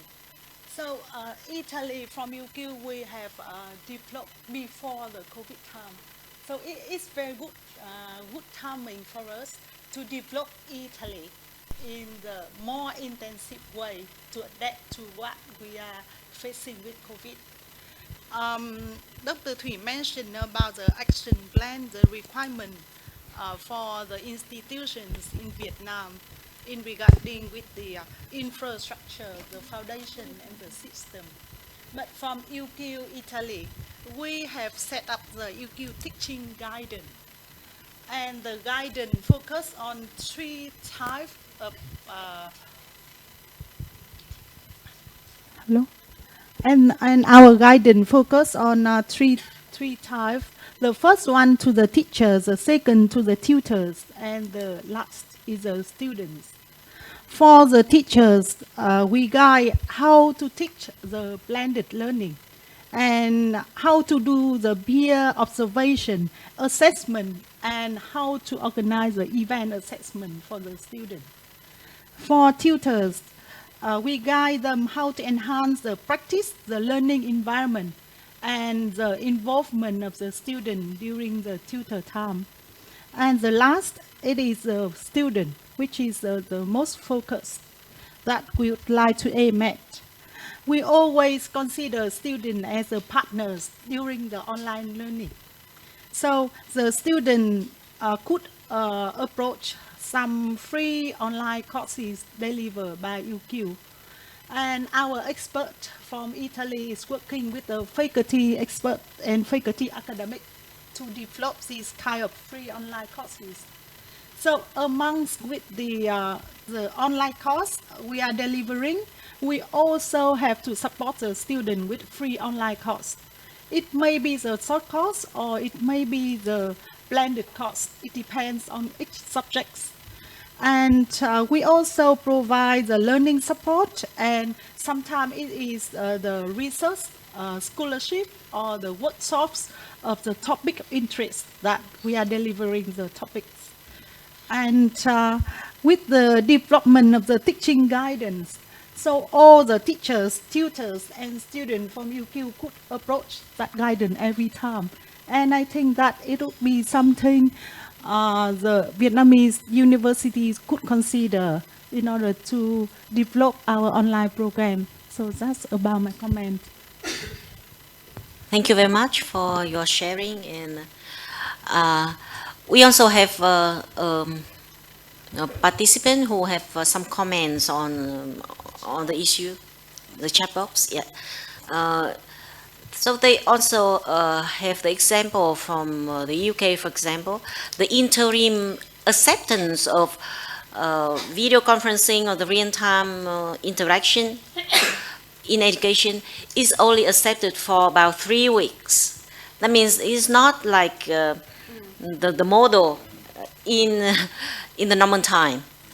So as I also mentioned before, in Vietnam as well, only during the time of COVID-19, and then we accept other standards, substandards for online learning, but afterwards, university must have a very good strategy and gradually upgraded their infrastructure and also improve the skills of the teachers and also students, and also to develop the content and other supporting materials for the students. And this is very good to hear the sharing from the UQ example as well. Yes, please, any other comments? Can I make a comment? Yes, the point that just came to, the point about the Italy and the wonderful stuff that's happening at UQ, and the point that was just made about the length of time people study online in certain ways. And this is a great point that Tak has brought up a lot, which is we've got to reinvent the whole thing. And those particular points, and I'll talk about this later when I sum up, but we're going to talk about a timeline. In the third workshop, we're going to talk about pedagogy and best practice and examples that have worked. And I really encourage at that point the group in the Italy and UQ and the comments from the experience of work. It's those kind of things we need to hear about when it comes down to pedagogy and best practice. So I really encourage you to contribute at that point. Yep, thank you very much. And if there are no further comments, I would like to conclude the panel. You can see that the expectations from various stakeholders are so important. We need to take into account all of their interests and their expectations. That's a very difficult job for the working team, and we look forward to your findings, your research results, and the specific recommendations, suggestions, and guidelines to us. From the government point of view, I think all of us are so eager to the outcomes of our project, and we look forward to other support and collaboration. Thank you very much. So thank you, Dr. Thuy, for your great facilitation, and thank you for your contribution. And now I'm cautious of the time. If possible, may I invite Jen to have kind of reflection after you hearing the two panel discussion and guiding the working group in the next step. Then I hand over to Rick to do the final wrap-up. Thank you, Luan, and thank you to all of the panellists who shared their experiences and their expertise with us. I think we've already advanced the conversation more than we had at the beginning of the workshop, and that's the whole purpose. I'd also like to thank again RMIT and the team at Mowat, Dr. Thuy and Mr. Ha, for bringing such great speakers to the table today. You've certainly given me some ideas of future work that the Embassy can do in and outside of this process. So I was so busy listening, and now I have very messy pages of notes to try to turn into reflection, so excuse me as I sort of muddle through this section. One of the things though that I first thought is we may have come here because of COVID today. COVID may have accelerated this discussion, but it's actually not the reason for the discussion deep down. In fact, much of the practice that we saw during COVID, as described by Dr. Tak and by others, is not the practice that we want to see in the future.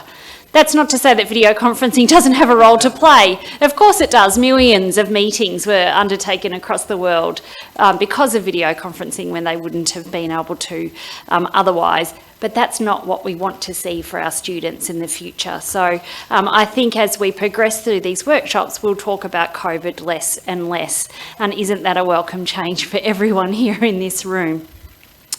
There are many other drivers, though, of that make it important that we talk about online and digital learning, or ODEL, as we'll now call it, moving forward.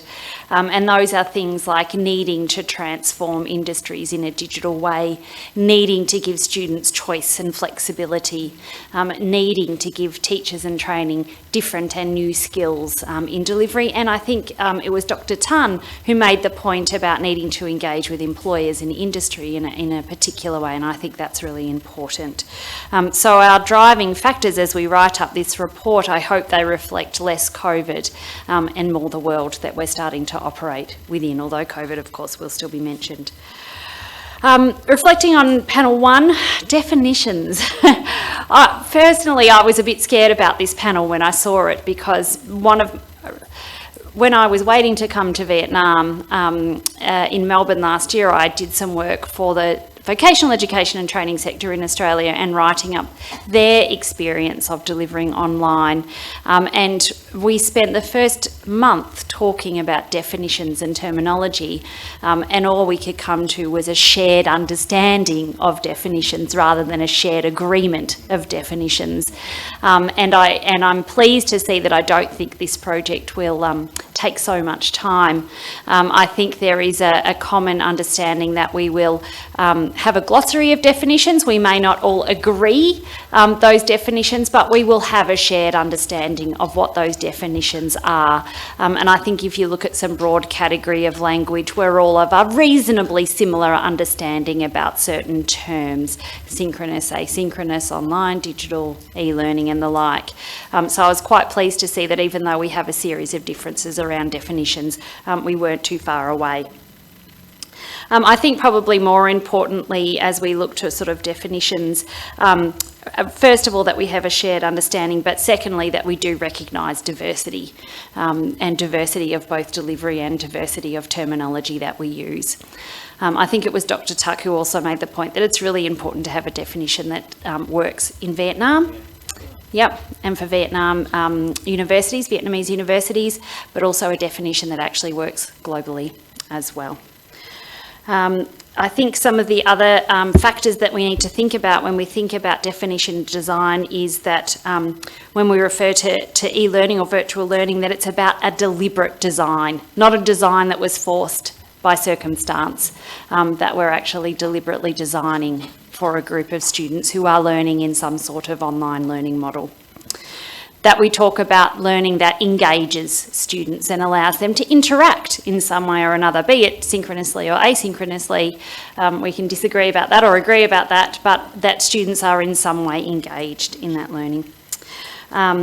I also really take the point of Dr. Thuy that we shouldn't just start from scratch. In fact, there is a wide variety of material already available in Vietnam, particularly around the circulars that were released last year, Circular 38 and Circular 39, but others that actually start to put some definitions down to some of the things that we're talking about. And I really encourage the working groups to look at those existing documents and make sure we start from that benchmark.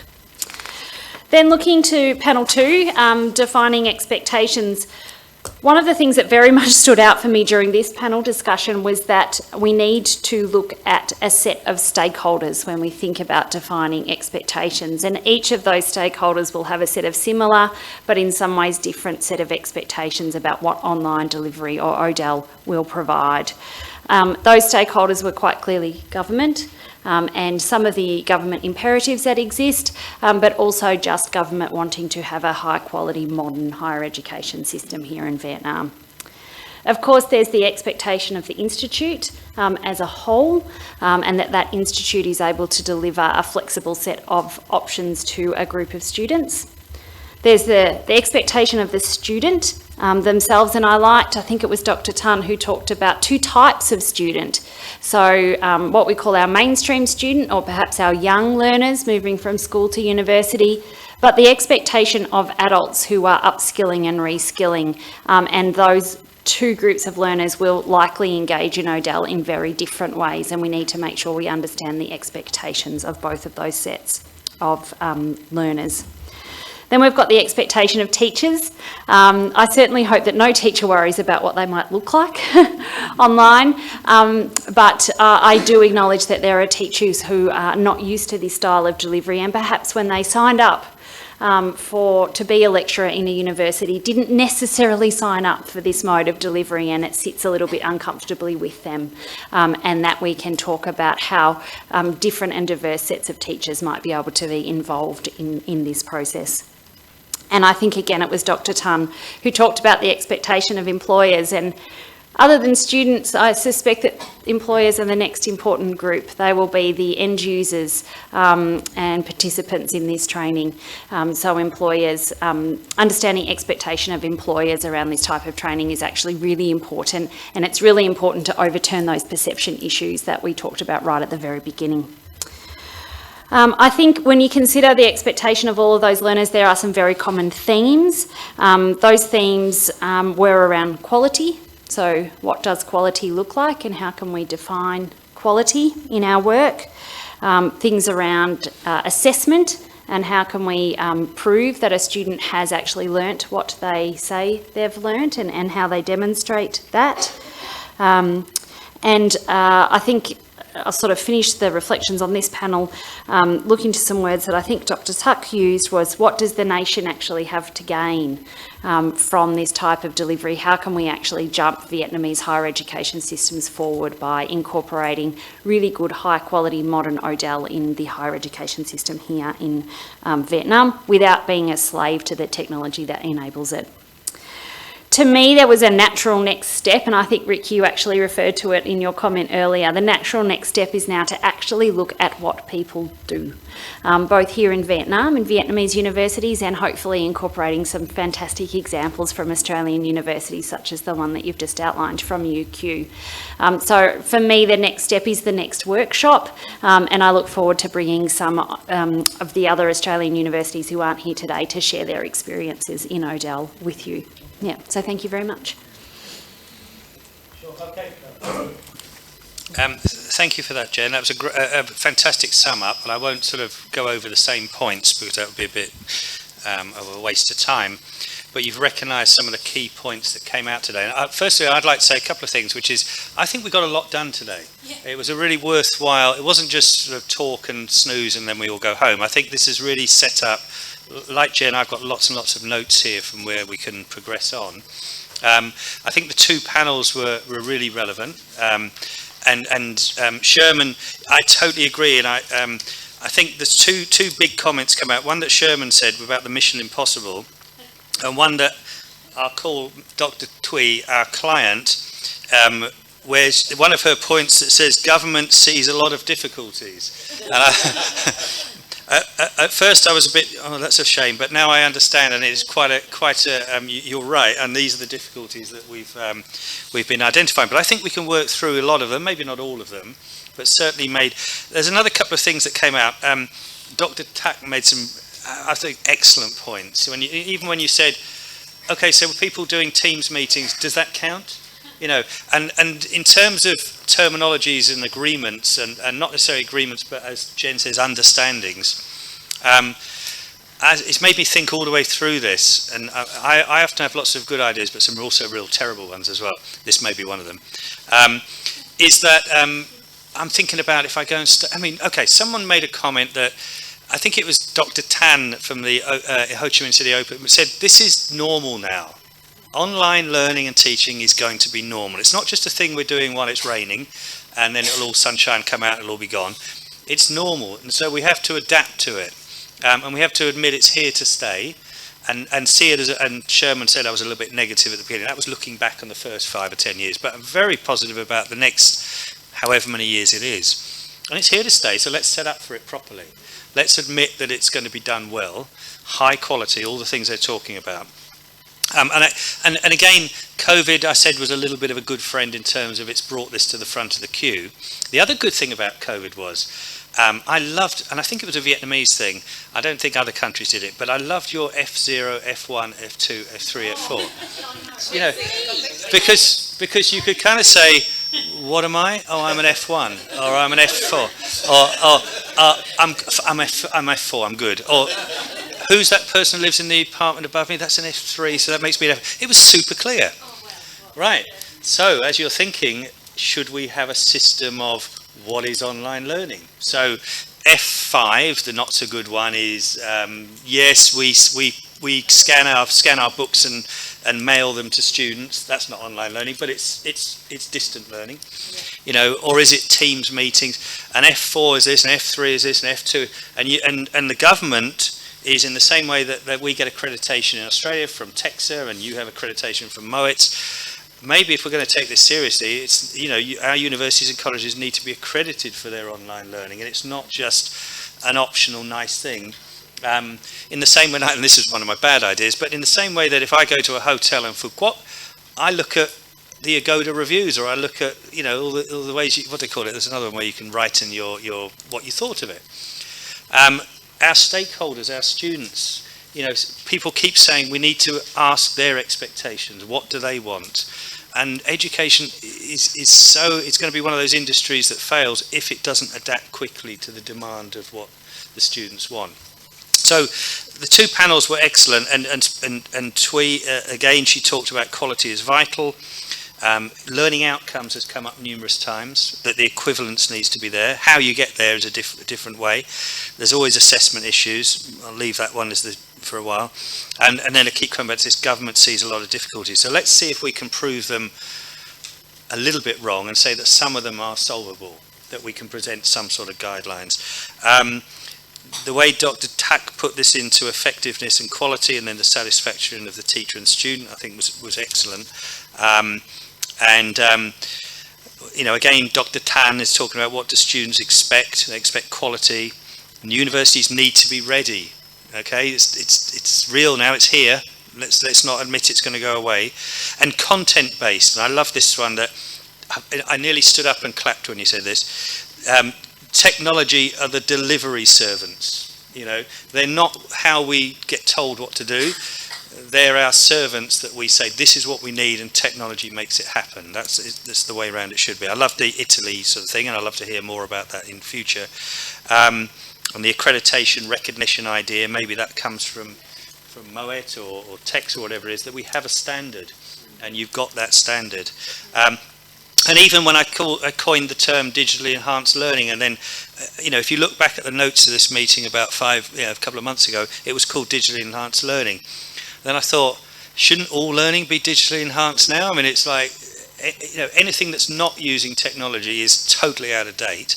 And so that's why I added the OBIT, the online and digitally enhanced learning. So we're not just talking about delivery over the internet, we're talking about face-to-face things as well, that how they should be supplemented with great e-learning resources, videos, interactive games, all those sort of things.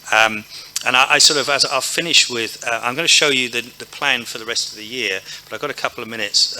I did a bit of a check there.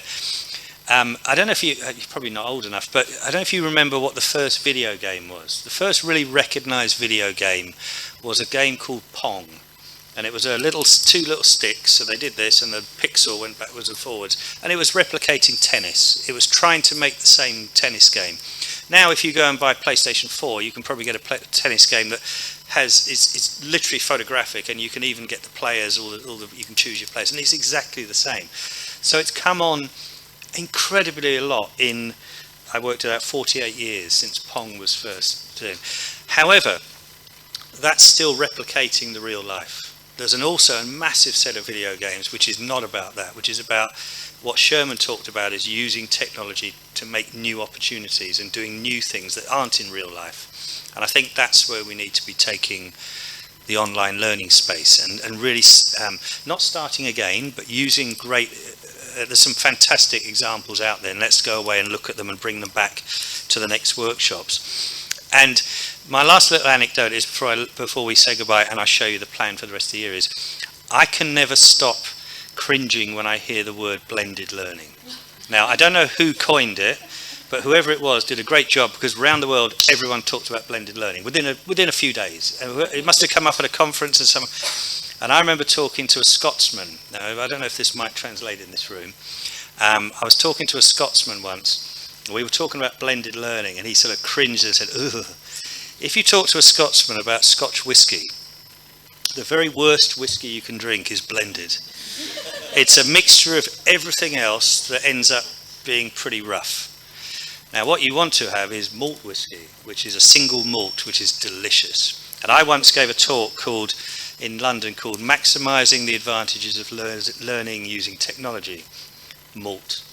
And that was malt learning. So I think we should be striving for not just a blend of everything that happens to be around, but really designing something specific, something really tailor-made for our needs. And I love the context that we're in Vietnam, and that everything should be understandable in a Vietnamese context. And I will add that I'm sort of embarrassed, but I think it's pretty amazing that, you know, RMIT is leading this project, and we have a whole load of Australian universities which are mostly represented by Vietnamese people, and we've got all you guys who are from Vietnamese universities, Vietnamese, and then you've got Madame Thuy representing the government, Vietnamese, and we're in Vietnam, yet we're having this lesson, this seminar in English. So thank you to you all for adapting to that, just for the sake of the few who don't. And I am currently trying to learn Vietnamese, so maybe in a year's time we can do this in Vietnamese. So what I'll leave you with now is the timeline for the rest of the year. Can we just put that diagram up? Whether you can see it or not, I don't know. Oh, it's a little bit small, isn't it? But let me take you through it. The top right-hand corner is this workshop, which is in April. And it's just a workshop, and we've been looking at planning, terminologies and expectations. The second one, which is the one down from that, the green one, which we're aiming for June, is, I called it Seminar and Workshop 2, but we're now probably going to call it Summit and Workshop 2, or one of our other fancy names. There was another one, Symposium, so we'll call it the Symposium. And I think this is, originally this was going to be about technology and quality assurance. And it still will be. We'll have a workshop attached to it very much like this. But we're going to have a larger part to that, which is why the circle's bigger. And we're going to have some very, very important guests representing Vietnam, the ministries and the government, but also Australia, and the Victorian minister, I think, is going to attend that, and our Vice-Chancellor will attend that as well. So a much sort of bigger event, and that's going to be about technology and quality assurance, and we'll put some very good keynote speakers in for that. And then we'll move on to have a smaller one like this again in October-ish, which will be, do you know, hang on, I've got some glasses here somewhere. There we go, I can see it again now. Which is called Pedagogy and Best Practice. And that's the one, it's going to be a key one where we want people to bring fabulous stuff that's happening in their universities so that we can build upon that and use those as examples to share. And that's very much about the student experience, as we talked about today, the stakeholders and engagement, as Thuy talked to us about. And then later in the year, in December, we're hoping to end with a summit, which will be like a conference. People will hopefully submit papers to them. We'll have presentations. We may combine those into a sort of series of like a conference proceedings. We'll also have a workshop, which is about challenging public perceptions and then capacity building. Now, out of all those 4 events, plus the symposium in June and the conference summit in December, I'm hoping that after that, some of us can take away all the richness we've got from that and turn that into a much smaller report for Madame Thuy, which we can present to her sometime in the new year or early 2022, which will be our recommendations and guidelines. And that's something that we'll pull together. So, look, I'm always a believer that processes and timelines are a little bit flexible, and if that, we have to move things around a bit. But do look at sort of thinking there'll be another one, a bigger one of these in June, another one similar in October, and one in December, that we can all attend, and this can grow and grow, and we can all do our bit to contribute. And I do stress RMIT is just leading this, and I'll coordinate it with Luan. But as far as contributions, it's only as rich as the richness of its contributions from everybody. So we'll try and work through that. So I think that's everything from us. We're bang on time. I'll hand back to Luan. And I think one final point is that we're taking turn in not only doing the things in Hanoi only, we might do that in Ho Chi Minh City or in Da Nang. So we can meet some of our dear friends in person. Yeah, okay, that's the plan. So all I can say now is a big thank you, a huge thanks to our chair, and a huge thanks to every people attending today here and joining us online. I know it's a bit late for Melbourne people, but I'm sure they still stay there, even our Professor Peter Collar. And thank you everyone, and hope to see you again. And do join the working group, contact me, and I would like to see the bigger working groups so we can do a better job for Madame Thuy and for Vietnam. Thank you.